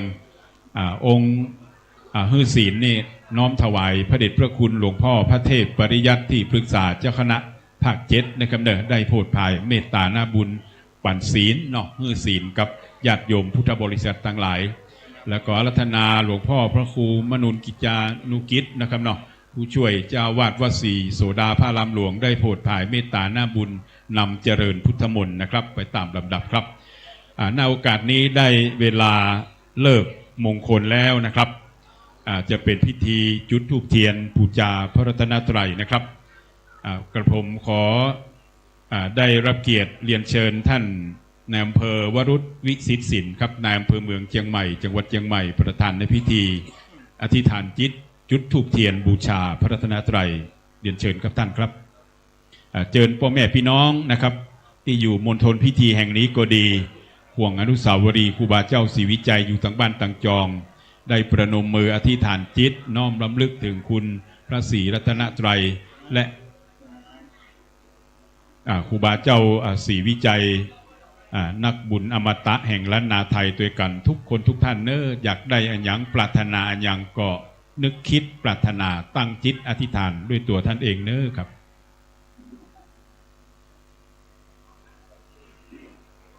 แล้วก็ท่านนายอำเภอเมืองเชียงใหม่ได้ประเคนกันศีลในพระเดชพระคุณพระเทศปริยัติที่ปรึกษาเจ้าคณะภาค7วัด7 ยอดพารามหลวงครับท่านนายอำเภอครับสักครู่เดียวครับเฮาประนมมือโดยกันทุกคนทุกท่านเนอะเคารพ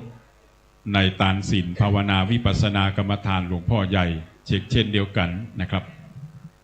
เจิญพ่ออาจารย์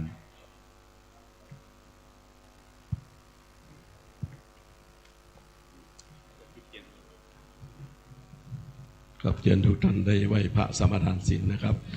อิมินาสกาเลนะพุทธังอภิปูชยมะอิมินาสกาเรนะธัมมังอภิปูชยามะอิมินาสกาเรนะสังฆังอภิปูชยามะอะระหังสัมมาสัมพุทโธภควาพุทธังภควันตังอภิวาเทมิ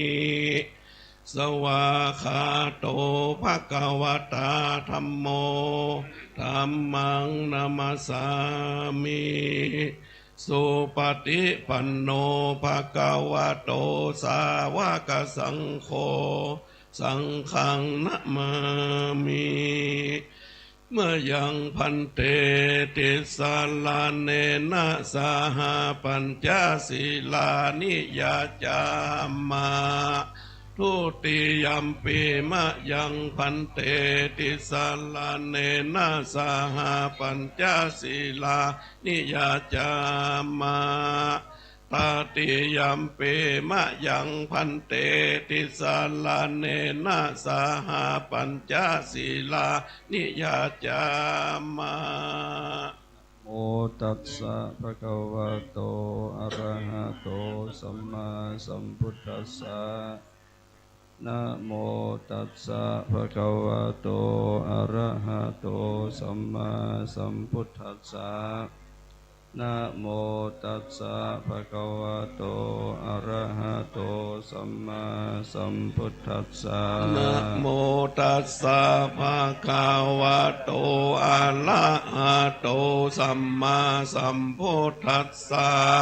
นะโมตัสสะภะคะวะโตอะระหะโตสัมมาสัมพุทธัสสะนะโมตัสสะภะคะวะโตอะระหะโตสัมมาสัมพุทธัสสะธัง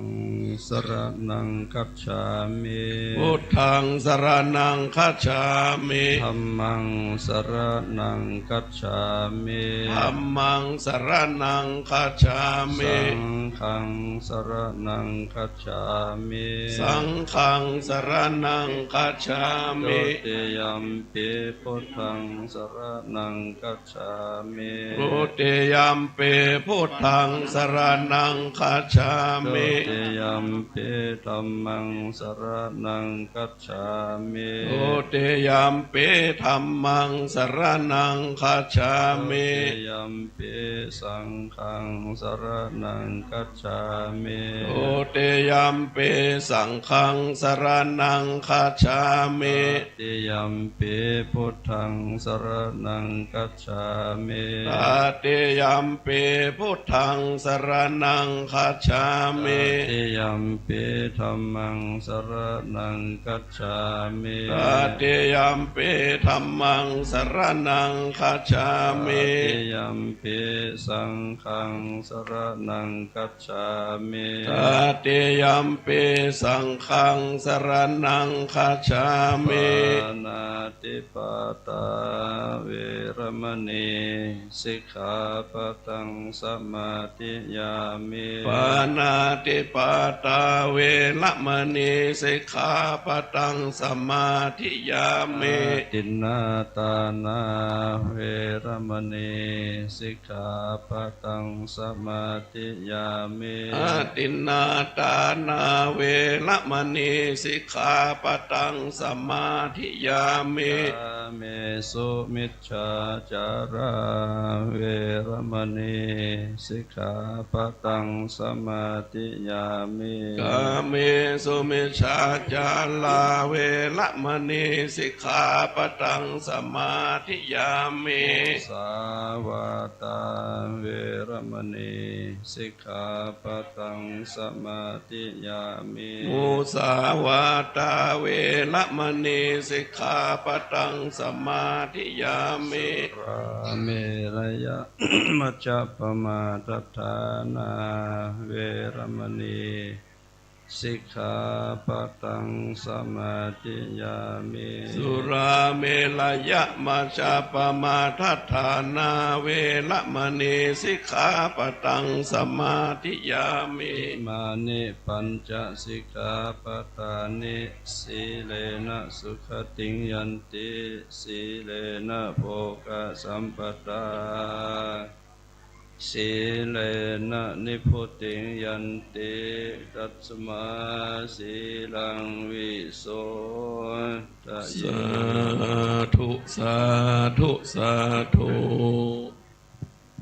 ต่อไปเป็นพิธีจุดเทียนบาทน้ำพุทธมนต์ขันสาครนะครับในนามคณะสงฆ์และทางการบ้านเมืองขอได้รับเกียรติเรียนเชิญท่านนายกสุรเชษฐ์ตาคำมานายกเทศมนตรีเมืองสุเทพ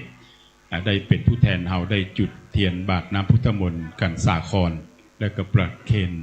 บาทน้ำพุทธมนต์ขันสาครตัวนี้ครับเนอะ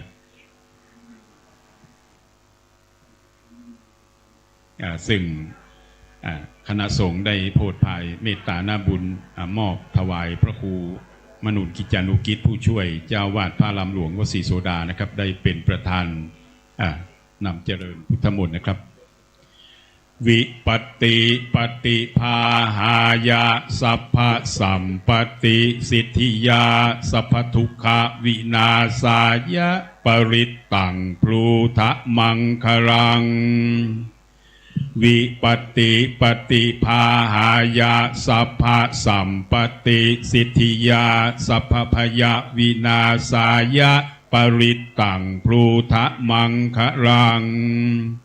วิปัตติปฏิภาหายะสัพพสัมปติสิทธิยาสัพพโรคะวินาศายะปริตตังพลูทะมังคลังอริตวานาเมตังสเมตาภะทันตาวิกิตาจิตาปริตังภะนันตุสักเก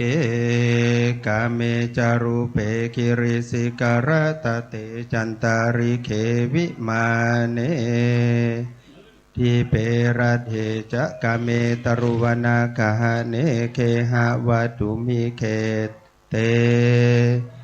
ภูมาจายันตุเทวาชรธรวิสเมยัคขกันตปนากา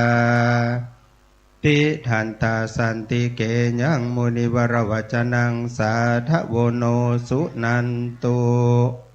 ธรรมสวนาการโรอยัมภทันตาธรรมสวนาการโรอยัมภทันตาธรรมสวนาคาโรอะยัมภทันตา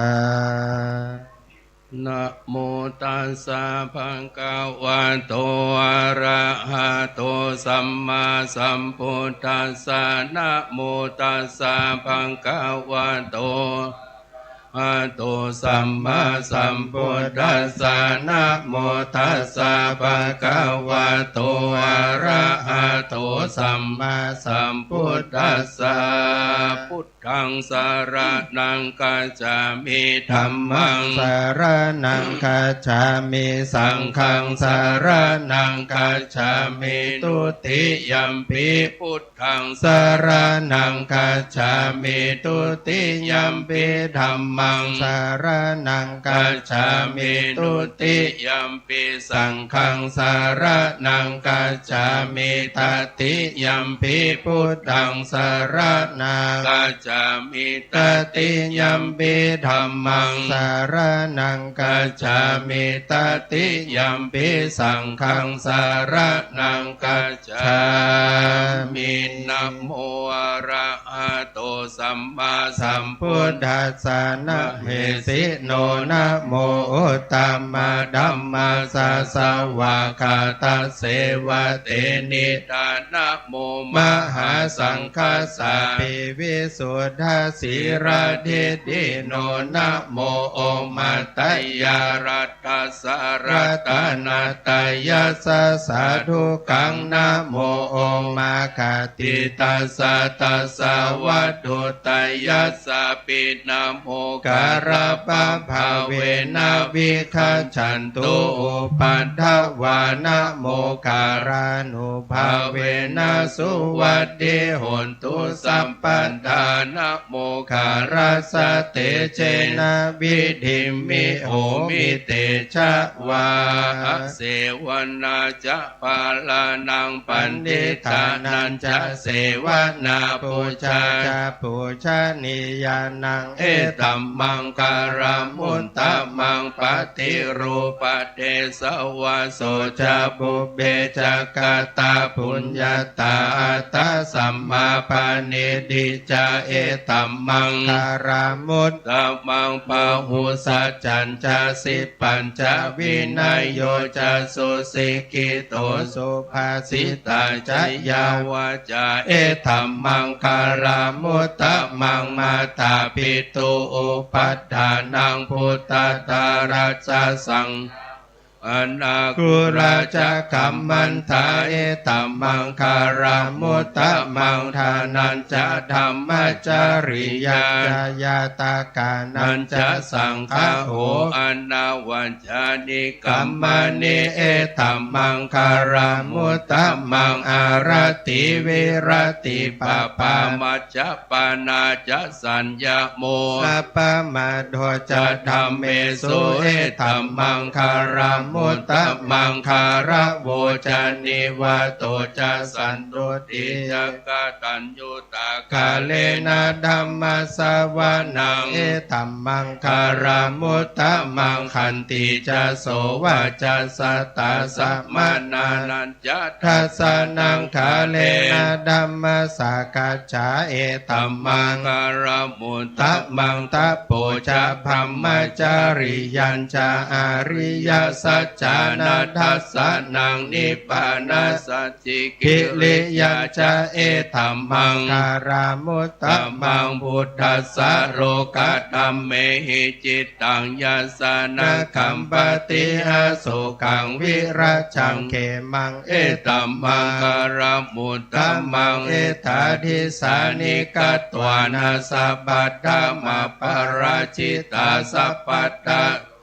ขันฉันติทันเตสังมังคารามุตตมันติมหามังคาลสุตตังยังกินจิวิตังอิตาวาหุรังวาสเกสุวายังรัตานังปานิทังนะโนสัมมังอดิตถาคเตนะอิดัมปิพุทเทรัตานังปานิตังเอเตนะสัจเจนะสุวัฏเดโหนตุขยังนิราคังอามาตังปานิตังยะดาจักกาสกายามุนิสัมมาหิโตนะเตนะธัมเมนะสัมมาดิกินจิอิดัมปิธัมเมรัตตานังปานิตังเอเตนะสัจเจนะสุวัฏเตโอนตุยัมพุทธเศษโธปาริวันนะเยสุจิงสัมมาทิมานันตริกัญญามาหุสัมมาทินาเตนะสัมโมนาวิจติดัมปิธัมเมรัตตานังปานิตังเอเตนะสัจเจนะสุวัฏเทโหนตุเยปุคาราอัตตสัตตังปัสสัทธาจัตตาริเอตานิยุคานิโหนติเตดะกินายาสุขตัสสะสาวกาเอเตสุดินนานิมหาภารานิอิตัมปิสังเครัตตานังปานิตังเอเตนะสัจเจนะสุวัฏเดโหนตุเยสุปยุตตามานาสาดันเตนะนิกามิโนโคตมัสสะสนัมหิเตปฏิปตาอมตังนิกาย รัตถมุดานิปุติงปุจามานาอิตัมปิสังเครัตนังปานิตังเอเตนะสัจเจนะสุวัติโหนตุขีนังปุรานังนับวังนาทิสัมภาวังวิรัตจิตายติเกภวัสมิงเทขีนะวิชาอาวิลุนิฉันทานิบันติดิรายาทายามปะทิโพอิตัมปิสังเครัตนังปานิตังเอเตนะสัจเจนะสุวัติโหนตุเมตัญจะสัพพโรกัสสมิงมานะสัมภาวะเยอปาริมาณังอุดดังอโดจติริยัญจะอาสัมภะทังอาสัพพะทังติดัญจารังนิสินโนวาสยานโนวายาวะตัสสะวิคาตามิโดเอตังสติงอดิดายะพระมะเมตตังวิหารังอิดามาโหดิถินจาอนุปาคัมมาศีลาวาดัสสะเนนะสัมปันโนกาเมสุวินัยเขดังไหน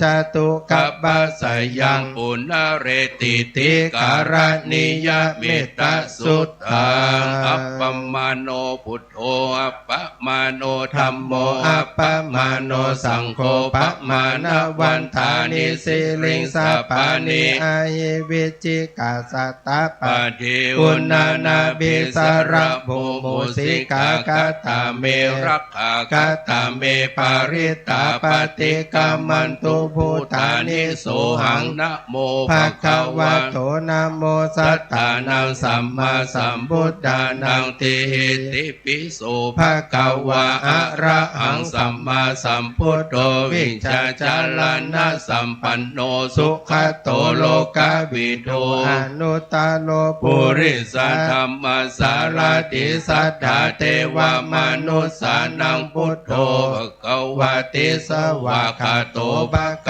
วตาธัมโมสันติติโกอากาลิโกเอหิปัสสิโกโอปันนะยิโกปัจจตังเวทิตาโพวินโยหิติสุปฏิปันโนภควโตสาวกสังโฆ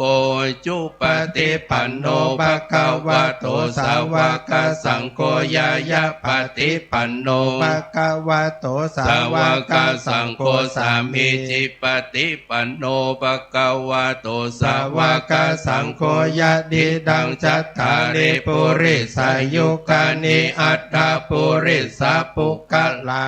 สัมภังคาวะโตสาวกสังโฆอาหุนายโยปาหุนายโยทักขินายโยอัญชลิการณิโยอนุตตรังปุญญเขตังโลกัสสาติปะหุงสหัสสมาพินิมิตาสาวุตันทังคริเมฆะลังอุติตะโครัสสะเสนะมารังธานาทิธัมมวิธินาวามุนินโทตันเตจะสาภวตุเตชยมังคารานิมาราติเลขมาปิยุชิตาสัพพารติงโครัมปนาลาวกามังคมดัดดายขังคันติสุตันตวิธินาจิตวามุนินโทตันเตจะสาภวตุเตชยมังคารานินาลาคิลิงขจวารังอติอันดาบุตังทวังคิจักกัมมาสันนิวาสุดารุนันทังเมตตัมภูเสกวิธินาจิตวามุนินโทตันเตจะสาภวตุเตชยมังคลานิอุกิตกะกัมมาติหัตสุดารุนันตังทวันติโยชนะปัทังคุลิมาละวันตังอิติปิสังฆตมโนจินตวามุนินโทตันเตชะสาภวตุเตชยมังคารานิกัตวานกัดดามุตลังอิวะกัปบินิยจินจายาตุตวัจนังจยกายมัจเจสันเตนะโสมาวิดินาจิตตวามุนินโทตันเตชะสาภวตุเตชยมังคารานิสัจจังวิหายมติสัจจกวาทะเกตุงว ดาบิโรปินดามานังอติอันดาบูตังปัญญาปฏิปัจจาริโตชิตาวามุนินโดตันเตจะสาภวตุเตจยมังคลานินันโทปัสนันทภูชกังวิพุทธังมหิตหิงพุทเถนะเถระภูชเกนันธัมมาปยันโตอิดุปเดสวิธินาชิตาวามุนินโดตันเตจะสาภวตุเตจยมังคลานิทุกขหาดิดิภูชเกนะสุดาดาดังพระมังวิสุติจุติมิดิปกาบิดานังญาณาคเทนาวิธินาจิตวามุนินโทตันเตจะสาภวตุเตจยมังคลานิเอตปิบุตตะจยมังคลาอัตตคาถายโยวาจโนดินาดินเนสารเตมตันติหิตวานะเนกวิวิธานิจุปัตถวานิโมกขังสุขังอธิกามยนะโรสปัญโยมหาการุณิโกนาโทหิตายะสัพพปานินางปุเรตวาปารมีสัพพปัตโตสัมโพธิมุตตมังเอเตนะสัจจวัจเจนะหุนตุเตจยมังคารังจยันโตโบธิยามุเลสกยานังนันติวัฏโนเอวังตวังวิชัยโยโหหิจยสุจยมังคะเลอปาราจิตตัมบัลลังเกสีเสปัตตวิโปกาเลอภิเสเกสัพพบุตธานังอกัปปัตโตปโมทติสุนัขตังสุมังคลังสุปัปปตังสุอุดิตังสุขันโนสุโมหุโตจะสุยิตังพรหมจาริสุปัฏกินังกายกัมมังวาจากัมมังปัฏกินังปัฏกินังมโนกัมมังปณิดิเตปัฏกินาปัฏกินานิกัตวานะระบันตเตปัฏกิเนยันตุนิมิตังอวะมังคลัญจโยจามนาโปสกุณาสัสสะโตปะปะกะโหดุสุปินังอาการตังพุทธานุภาเวนะวินาสเมนตุยันตุนิมิตังอวะมังคลัญจโยจามนาโปสกุณาสัสสะโตปะปะกะโหดุสุปินังอาการตังธัมมานุภาเวนะวินาสเมนตุยันตุนิมิตังอวะมังคลัญจโยจามนาโปสกุณาสัสสะโตปะปะกะโหดุสุปินังอาตังสังฆานุภาเวนะวินาสเมนตุนัตติเมสรนังอัญญังพุทโธเมสรนังวะลังเอเตนะสัจจวัจเจนะโหนตุเตจยมังคลังนัตติเมสรนังอัญญังธัมโมเมสรนังวะลังเอเตนะสัจจวัจเจนะโหนตุเตจยมังคลังนัตติเมสรนังอัญยังสังโฆเมสารนังวะรังเอเตนะสัจจวัจเจนะโหตุเตจยมังคลังยังกินจิรตานังโลเกวิจติวิวิดังปุถุรตานังบุตตะสัมมังนัตติตัสสะมาโสติภวันตุเตยังกินจิรตานังโลเกวิจติวิวิดังปุถุรตานังธัมมัสสัมมังนัตติตัสสะมาโสติภวันตุเตยังกินจิรตานังโลเกวิจติวิวิดังปุถุรตานังสังฆสัมมังนัตติตัสสะมาโสติภวันตุเตทุกขปัตตาจนิทุกขาปยาปัตตาจนิพยาโสกปัตตาจนิโสกาโหนตุสัพเพปิปานิโนอิตาวะตาจาอัมเหหิสัมปะทังปุญญาสัมปะทังสัพเพเทวานุโมทันตุสัพพะติสิทธิยาดานังทัดันตุสัตตายาสีลังลักขันตุสัพพะทาภาวนาภิรตาโหนตุขันฉันตุเทวตาคตาสัพเพพุทธาปรปตาป เจกานันจะยังพลังอรหันตานันจะเตเจนะรักขังพันธามิสัพพะโสภวตุสัพพะมังคลังลักขันตุสัพพะเทวตาสัพพะพุทธานุภาเวนะสัดาสุติภวันตุเตภวตุสัพพะมังคลังลักขันตุสัพพะเทวตาสัพพะธัมมานุภาเวนะสัทธาสุติภวันตุเตภวตุสัพพะมังคลังลักขันตุวัตตาสัพพะสังฆานุภาเวนะสัทธาสุติภวันตุเตอะโลกายาปะละมาลาภาสันตุดีปรมังทนังวิสาสาปรมายตินิพพานังปรมังสุขัง สาธุสาธุสาธุขอเป็นบุญกุศลสมปานปารมีธรรมกับพ่อแม่พี่น้องประชาชนนักศิลป์นักบุญทั้งหลายที่อยู่มณฑลพิธีแห่งนี้ห่วงอนุสาวรีย์ครูบาเจ้าศรีวิจัย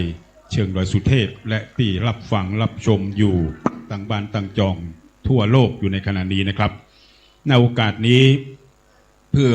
เป็นการกล่าวเทิดเกียรติคุณในปารมีธรรมแห่งครูบาเจ้าศีลธรรมศรีวิจัยเจ้ากล่าวขอกราบอาราธนาพระเดชพระคุณพระเทพปริยัติที่ปรึกษา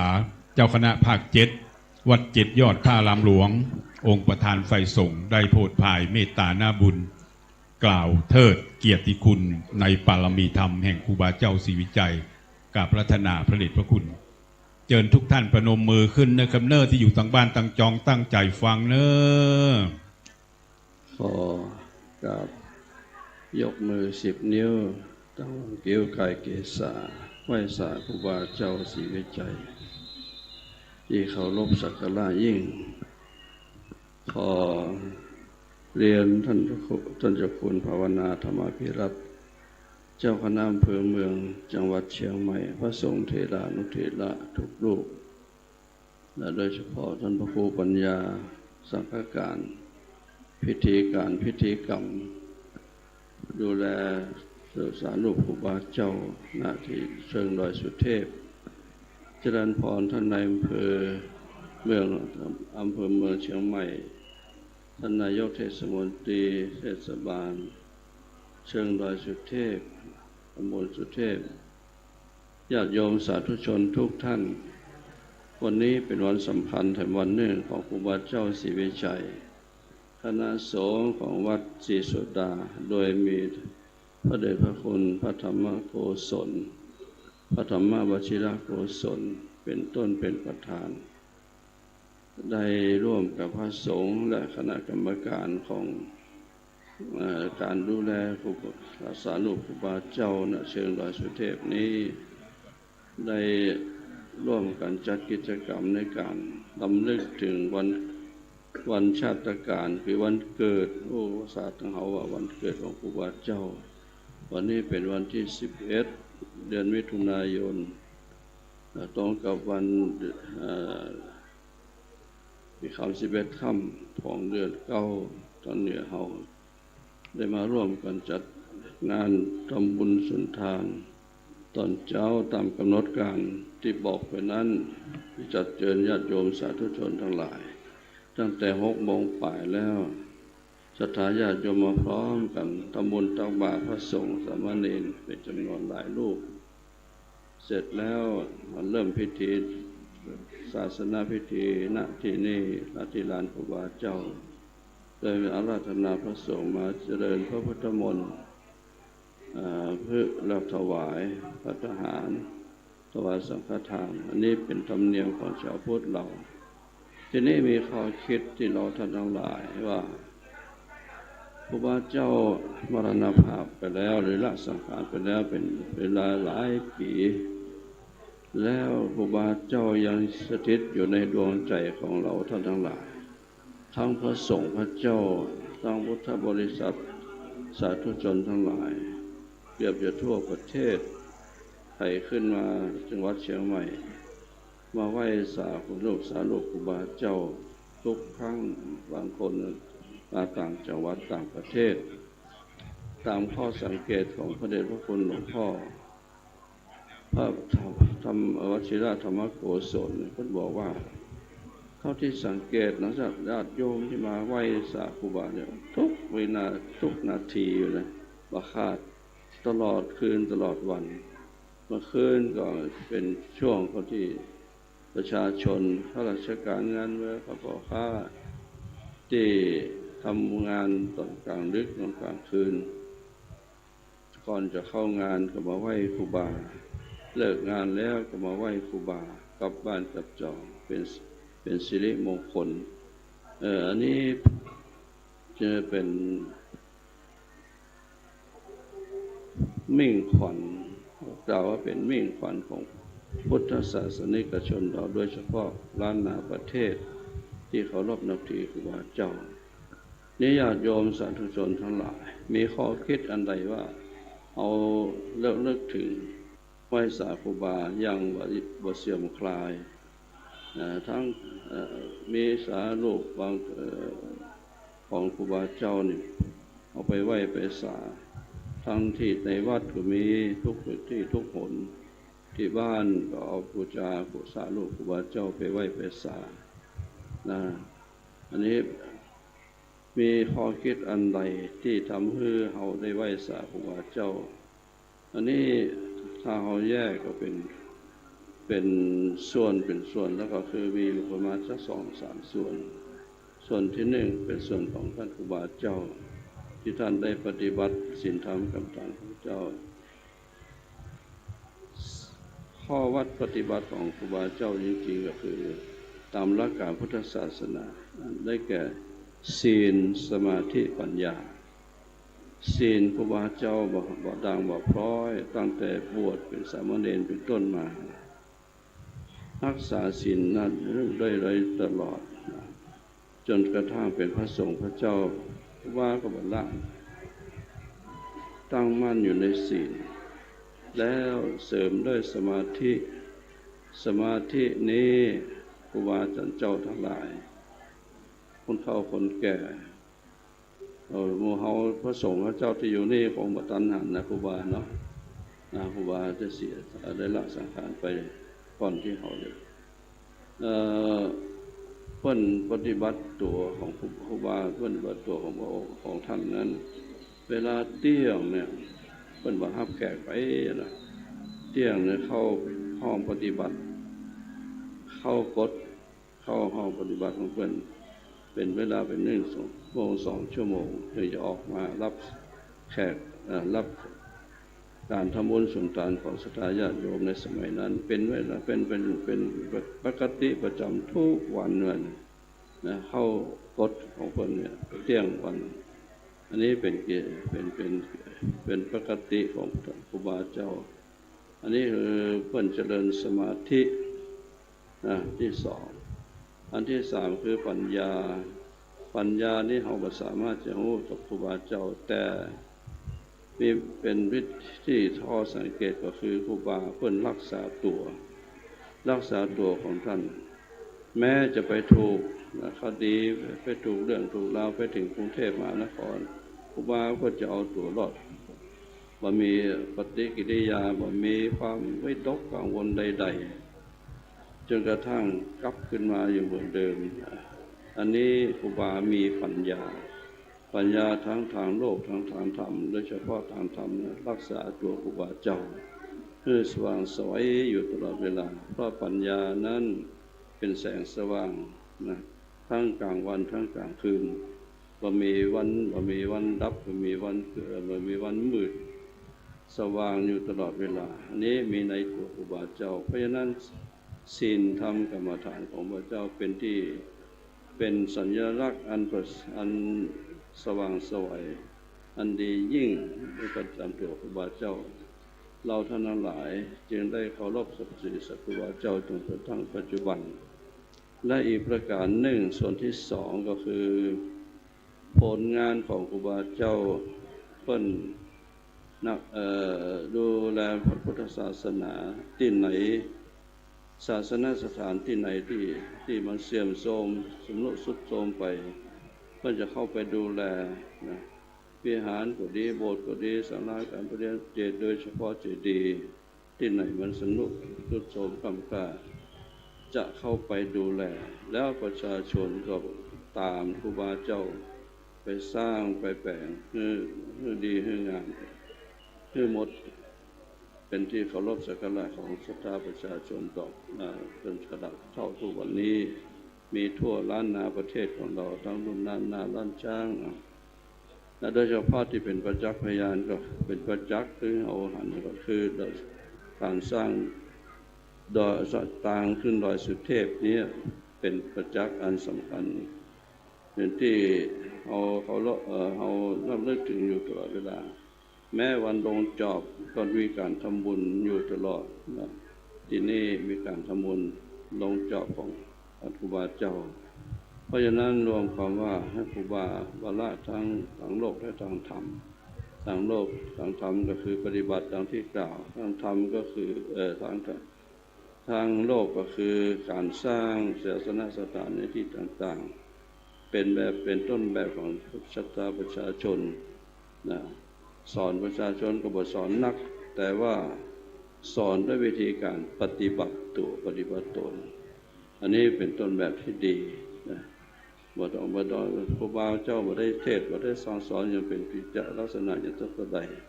เพิ่นทอดผู้คำเดียวกับศรัทธาประชาชนก็เคารพนับถือเอาเป็นท่อปฏิบัติเพราะฉะนั้นเราท่านหลายวันนี้ได้รำลึกถึงวันชาติการของครูบาเจ้าจะมาร่วมกันจัดกิจกรรมศาสนาพิธีกรรมรำลึกถึงครูบาเจ้าตลอดนะขอเชิญญาติโยมขออาราธนาพระสงฆ์และญาติโยมทั้งหลายตั้งกัลยาณจิตอธิษฐานบุญกุศลอันใดที่เราได้ทำวันนี้รักษาศีลก็ดีเจริญสมาธิดีมีปัญญาอันใดก็ดีขอถวายเป็นพุทธบูชาเป็นอาจาริยบูชาเป็นพระครูบาเจ้าศรีวิจัยในดวงวิญญาณของพระองค์ของท่านได้รับทราบอนุโมทนาและก็สำคัญยิ่งกว่านั้นตั้งจิตอธิษฐานร่วมกันว่าขอให้งานนี้ที่ประชาชนชาวล้านนาประเทศของเราทางลำพูนเชียงใหม่ลำปางนี่นะได้ยกย่องครูบาให้เป็นมรดกโลกที่สำเร็จตามวัตถุประสงค์ที่จะได้เป็นตัวแบบอย่างของโลกต่อไปนะเพราะนั้นในโอกาสอันเป็นมงคลวันนี้ขออาราธนาพระศรีรัตนตรัยบุญครูบาของเจ้าศรีวิจัยโดย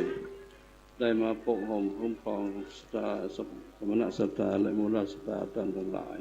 ที่ประสบความสุขความเจริญในศาสนาธรรมขององค์สมเด็จพระสัมมาสัมพุทธเจ้ายิ่งขึ้นไปด้วยทั่วกันทุกคนเถิดสาธุกับพระเดชพระคุณพระเทพปริยัติที่ปรึกษาเจ้าคณะภาค7วัด7ยอดพระอารามหลวงนะครับองค์ประธานฝ่ายสงฆ์ได้กล่าวเทิดเกียรติคุณในบารมีแห่งครูบาเจ้าศรีวิชัยว่าครูบาเจ้าศรีวิชัยได้ประพฤติปฏิบัติเป็นตัวอย่างในศีลสมาธิและปัญญาและได้กระทำปฏิบัติเป็นตัวอย่างเป็นลำดับมาจนกระทั่งปัจจุบันนี้และขจรกระจายไปทั่วโลกนะครับในโอกาสนี้ในนามของคณะสงฆ์วัดศรีโสดาพระอารามหลวงนะครับซึ่งนำโดยพระเดชพระคุณพระธรรมวชิระโกศลเจ้าอาวาสวัดศรีโสดาพระอารามหลวงในนามคณะสงฆ์ภาค7คณะสงฆ์จังหวัดเชียงใหม่ในฐานะประธานจัดงานนะครับจะได้มอบรูปเหมือนครูบาเจ้าศรีวิชัยนักบุญอมตะแห่งล้านนานะครับกราบเรียนเชิญท่านวรุษวิสิทธิ์ศิลป์นายอำเภอเมืองเชียงใหม่ประธานในพิธีได้รับมอบรูปเหมือนครูบาเจ้าศรีวิชัยเราสาธุการพร้อมกันดังๆ3จบทั้งในที่นี่มณฑลพิธีแห่งนี้และทุกบ้านทุกจองเนอร์สาธุสาธุสาธุหลังจากนั้นท่านนายอำเภอเมืองเชียงใหม่เนาะท่านวรุษวิสิทธิ์ศิลป์นะครับจะได้กล่าวพบปะศรัทธาประชาชนเชิญท่านนายอำเภอได้กล่าวสักเล็กสักน้อยมาในงานวันนี้และประชุมการก่อสร้างห้างแปลงโฮงหลวง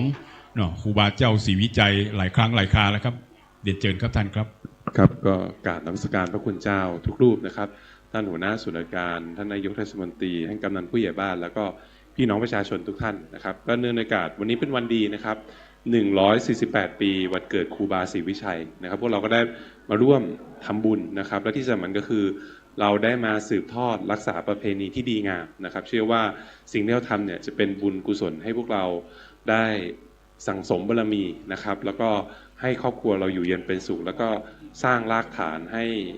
ศาสนาพุทธเราตั้งมั่นแล้วก็สืบสานแล้วก็แพร่กระจายไปทุกที่นะครับก็ขออนุโมทนาบุญทุกท่านและทุกคนครับสาธุครับสา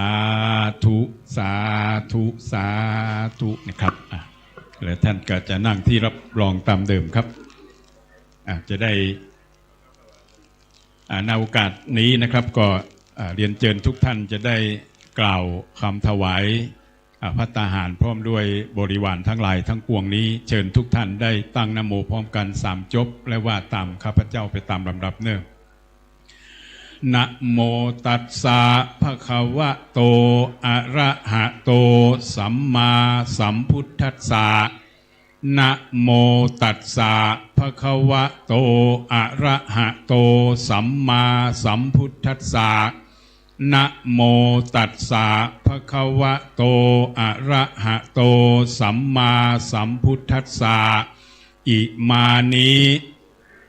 มะยังพันเตภัตตานิสัปริวารานิภิกขุสังคัสสะโอโนชยามะสาธุโนพันเตภิกขุสังโฆอิมานิภัตตานิสัปริวารานิ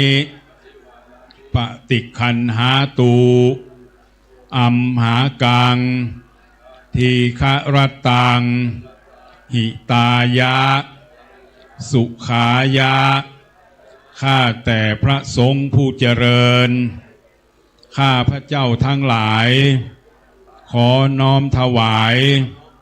ซึ่งภัตตาหารพร้อมกับของบริวารทั้งหลายเหล่านี้แด่พระภิกษุสงฆ์ขอพระภิกษุสงฆ์จงรับซึ่งภัตตาหารพร้อมกับของบริวารทั้งหลายเหล่านี้ของข้าพระเจ้าทั้งหลายเพื่อน้อมอุทิศถวายแด่ครูบาเจ้าศรีวิชัยและเพื่อประโยชน์และความสุขแก่ข้าพระเจ้าทั้งหลายตลอดกาลละนานเทินสาธุในโอกาสบัดนี้จะได้น้อมถวายจตุปัจจัยทายทานนะครับแด่พระพุทธเจ้าพระธรรมเจ้าและพระสังฆเจ้าตามลำดับนะครับน้อมถวายกันพระพุทธขอได้รับเกียรติเรียนเชิญท่านสท.บุญยืนอานนท์สมิงครับสมาชิกสภาเทศบาลตำบลช้างเผือกในนามเราทุกท่านครับลำดับต่อไปจะได้น้อมถวายในพระเดชพระคุณพระเทพปริยัติที่ปรึกษาเจ้าคณะภาค7องค์ประธานฝ่ายสงฆ์และพระสงฆ์พิธีตามลำดับนะครับเรียนเชิญท่านวรุษวิสิทธิศิลป์ครับท่านนายอำเภอเมืองเชียงใหม่ได้น้อมถวายพระเดชพระคุณพระเทพปริยัตินะครับท่านผอ.จิรพรเพิ่มพูนครับผอ.สำนักงานคุมประพฤติจังหวัดเชียงใหม่ท่านพันตำรวจโทประสงค์นาฟั่นรองผู้กำกับสภ.ภูพิงค์ราชนิเวศท่านกำนันเมธาพันธ์ผู้ชกฤษดาภาครับกำนันตำบลสุเทพท่านนายกสุรเชษฐ์ตาคำมานายกเทศมนตรีเมืองสุเทพครับท่านอินทิราศรีสมัยครับพนักงานคุมประพฤติชำนาญการพิเศษท่านผ่องพันธ์จันทจรครับพนักงานคุมประพฤติชำนาญการท่านประยูนสิริสุภาครับประธานสภาเทศบาลเมืองสุเทพครับดาบตำรวจหญิงพิสุทธิพรจราโชคลีนนท์ครับตัวแทนตำรวจท่องเที่ยวจังหวัดเชียงใหม่ครับท่านธีรพันธ์เตชะรองนายกเทศมนตรีเมืองสุเทพท่านสันติสุขวงประเสริฐรองนายกเทศมนตรีเมืองสุเทพ ท่านกันทรทรงเลิกรองหัวหน้าอุทยานแห่งชาติดอยสุเทพปุยเชิญท่านตามลำดับครับและน้อมถวายท่านพระครูปัญญาสังฆการกองงานเลขาใหญ่ในการจัดงานนะครับเรียนเชิญ3ท่านนะครับได้น้อมถวายพร้อมกันเลยนะครับท่านผอ.พนาไพรคุ้มสะดวกคุณวันเพ็ญธรรมเทศและคุณสุรีพันธ์ทองมณี3ท่านเป็นผู้แทนได้น้อมถวายกองเลขาใหญ่ตรงนี้ครับขึ้นมาตำบลเพนแมนเนอร์ครับท่านผอ.พนาไพรคุณวันเพ็ญและก็คุณสุรีพันธ์นะครับ3ท่านเป็นผู้แทนน้อมถวายครับครับแล้วก็มอบปฏิกระมคณายกผู้อาจารย์4วันนะครับเรียนเชิญท่านสท.สามารถอ่อนนิ่มครับ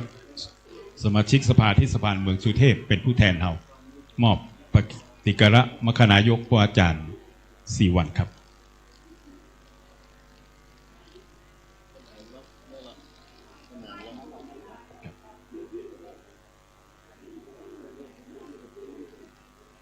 หลังจากนั้นก็ภัยมีน้ำหยาดก็เตรียมน้ำหยาดนะครับเนอะภัยบ่มีกระญาติตั้งจิตตั้งใจนะครับเราทุกท่านจะได้รับพรจากพระเถรานุเถระพระสงฆ์พิธีพระสงฆ์ทรงสมณศักดิ์โดยพร้อมเพรียงกันเติงที่มณฑลพิธีห่วงอนุสาวรีย์ครูบาเจ้าศรีวิจัยเชิงดอยสุเทพแห่งนี้และที่อยู่ต่างบ้านต่างจองตัวเนอฮับปอนด้วยกันเนอครับเนอยะถาวาริวหาปุราปาริปุเรนติสาคารังเอวะเมวะอิโตทินังเปตานังอุปกปติอิจิตังปฏิตังตุมหังกิปะเมวะสมิจจตุสัพเพปุเรนตุสังกปาจันโทปนรโสยถามณีโชติรโสยถาวิวัชชันตุสัพพะโรโควินาสันตุมาเตภวัตวันตรายโยสุขีติขายุโกภวะสัพพิติโยวิวัชชันตุสัพพะโรโควินาสันตุมาเตภวัตวันตรายโยสุขีติขายุโกภวะสัพพิติโยวิวัชชันตุสัพพะโรโควินาสันตุมาเตภวัตวันตรายโยสุขีติขายุโกภวะอภิวาทนาสิริสนิจจังวุฒตาปัจจายโนจัตตารโอธรรมวันตันติอายุวันโนสุขังภาลังยัญจะโคทักขินาทินนาสังฆามิสุปฏิทิตาทิคารันตังหิตายาสถานาโสอุปกัปปติโสยาติธรรมโมจะยังนิทัสสิโตเปตานะโพชาจักตาอุราราภรัญจะภิกขุนัมโนปะเทนังตุมเอหิปุญญังปัสสุตังอนาปกันติรัตนัตยานุภาเวนะรัตนัตยเตชะสาตุขโรคพยาเวลาโสกาสันตุจุปัฏฐวาเนกาอันตรายาปิวินาสันตุอเสสะโต ชัยยสิทธิทานังลาภังโสทิภาคายังสุขังพรังสิริอายุจวันโนจะโพคังวุติจะยะสวาสตวันสาจะอายุจะชีวสิทธิภวันตุเตภวตุสัพพมังคารังรักขันตุสัพพเทวตาสัพพพุทธานุภาเวนัสสัทธาโสทิภวันตุเตภวตุสัพพมังคารังรักขันตุสัพพเทวตาสัพพธัมมานุภาเวนัสสัทธาโสทิภวันตุเตภวตุสัพพมังคารังรักขันตุสัพพเทวตาสัพพสังฆานุภาเวนัสสัทธาโสทิภวันตุเตสาธุขอกราบอาราธนาและเชิญทุกท่านมีท่านนายอำเภอเป็นต้นหันหน้าไปที่องค์อนุสาวรีย์ครูบาเจ้าสลีวิจัยเราจะได้ไหว้สาบารมีกุลบารมีธรรมลบได้การทำบุญครบรอบชาติการ148 ปีมีหลวงพ่อพระเทพปริยัติที่ปรึกษาเจ้าคณะจังหวัดที่ปรึกษาเจ้าคณะภาค7เป็นประธานวัด7 ยอดท่านวิชิตท่านในอำเภอเมืองเชียงใหม่ได้เป็นประธานอะยังวุจติสิริวิชโยสิริวิชโยจะมหาเถโลจะมหาเถโลสัพพะลาโภสัพพะลาโภนิรันตรังนิรันตรังตะมหังตะมหังสังฆังศีลสานามามิสังฆังศีลสานามามิวันตามิพันเตสัพพังอาปาลาตังคามาดามิพันเตมายากาตังปุญญังสามินาอนุโมทิตัพพังสามินากาตังปุญญังไมหังตาตัพพังสาธุสาธุอนุโมทามิต่อไปไหว้ปารมีธรรมพระเดชพระคุณหลวงพ่อพระเทพปริยัติที่ปรึกษาเจ้าคณะภาค7ได้โปรดเมตตาเป็นประธานสงฆ์ในวันนี้วันตามิพันเตสัพพังอาปาลาทังคามาธาเมพันเตมยากาตังบุญยังสามินาอนุโมทิตัพพังสามินากาตังบุญยังไม่หังตาตัพพังสาธุสาธุอนุโมทามิยัตตารโอธรรมวัฏันติอายุวันโนสุขังภะลังสาธุลำดับนี้ไปจะเชิญท่านนายอำเภอและท่านนายกเทศบาลเมืองต่างๆเนี่ยไปบันทึกภาพด้านหน้าแล้วก็ท่านนายอำเภอจะมอบหนังสือประวัติรูปภาพครูบาเจ้าศรีวิจัยแจกกับมหาชนทั้งหลายที่ด้านหน้าขอเจริญพรเชิญท่านนายอำเภอกราบหลวงพ่อแล้วก็ลวดเลยเนอะมันจะไปทางนั้นแล้วจัดพระทหารเพนเนอร์พระทหารเจ้านิมนต์ครูบาอาจารย์ฉันด้วยกันทุกรูปนะครับท่านนายอำเภอไปด้านหน้าไปถ่ายรูปท่านรองผู้กำกับท่านนายก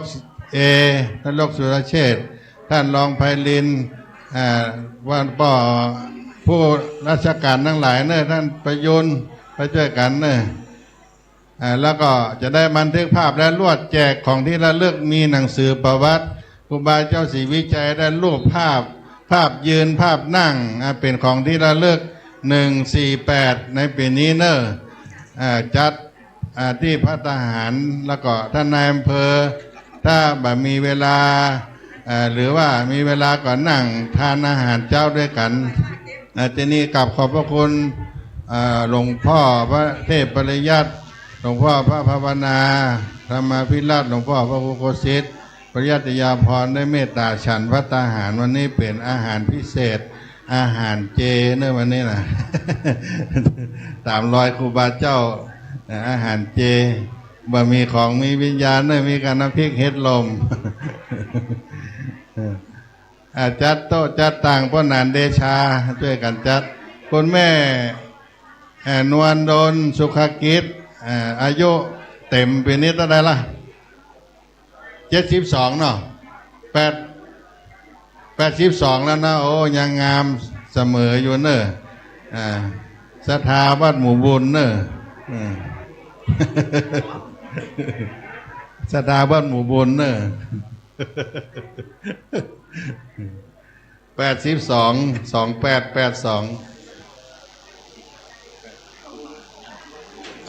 ไม่ใช่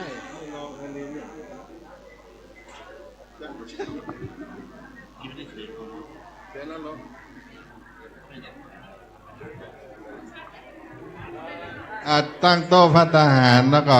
ตั้งโต๊ะอาหารท่านนายอำเภอเด้อเนอะแม่นวลดลจะถวายพระครูไก่300,000 บาทก็ถวายได้เลยวันเกิดวันนี้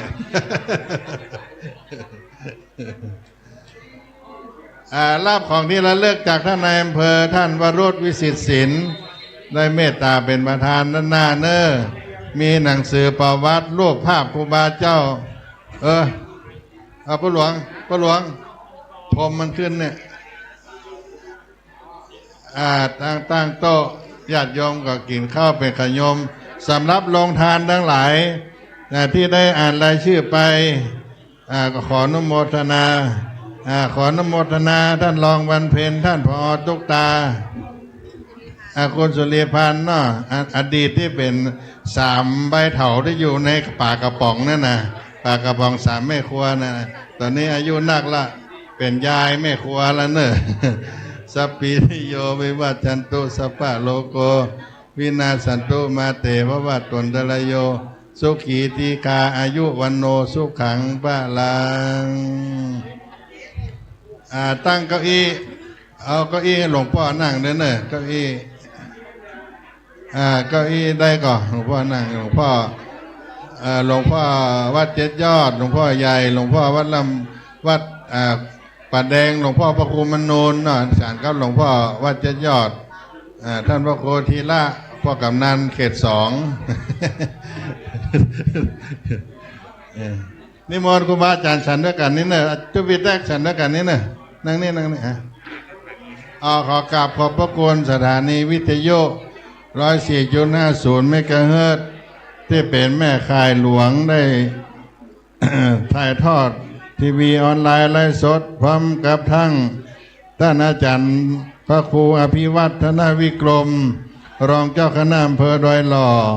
เจ้าวาดวัดปากทางเจริญผู้อำนวยการสถานีคลื่นวิทยุสีขาวเพื่อชาวประชาอำเภอดอยหล่อได้ลิงก์สัญญาณออนแอร์ไป28 สถานีเชียงใหม่เชียงรายลำพูนแพร่น่านลำปางพะเยาในวันนี้ทุกสถานีท่านอาจารย์พระครูอภิวัฒนวิกรมรองเจ้าคณะอำเภอดอยหล่อเจ้าวาดวัดปากทางเจริญหลวงพ่อท่านพระครูวิสุวัฒน์วัดฝ่ายหินขอกราบขอบพระคุณท่านทั้งสองและก็เจ้าของสถานีแถม28 สถานีที่ได้ออนแอร์ได้ถ่ายทอดไลฟ์สดทีวีออนไลน์ให้กับผู้รับชมรับฟังได้หันในเจ้าวันนี้ในนามของคณะสงฆ์วัดสลีโสดาพระอารามหลวงกองทุนน้อมรำลึกครูบาเจ้าศรีวิจัยศรัทธาวัดศรีโสดาพระอารามหลวงทุกท่านขอกราบขอบ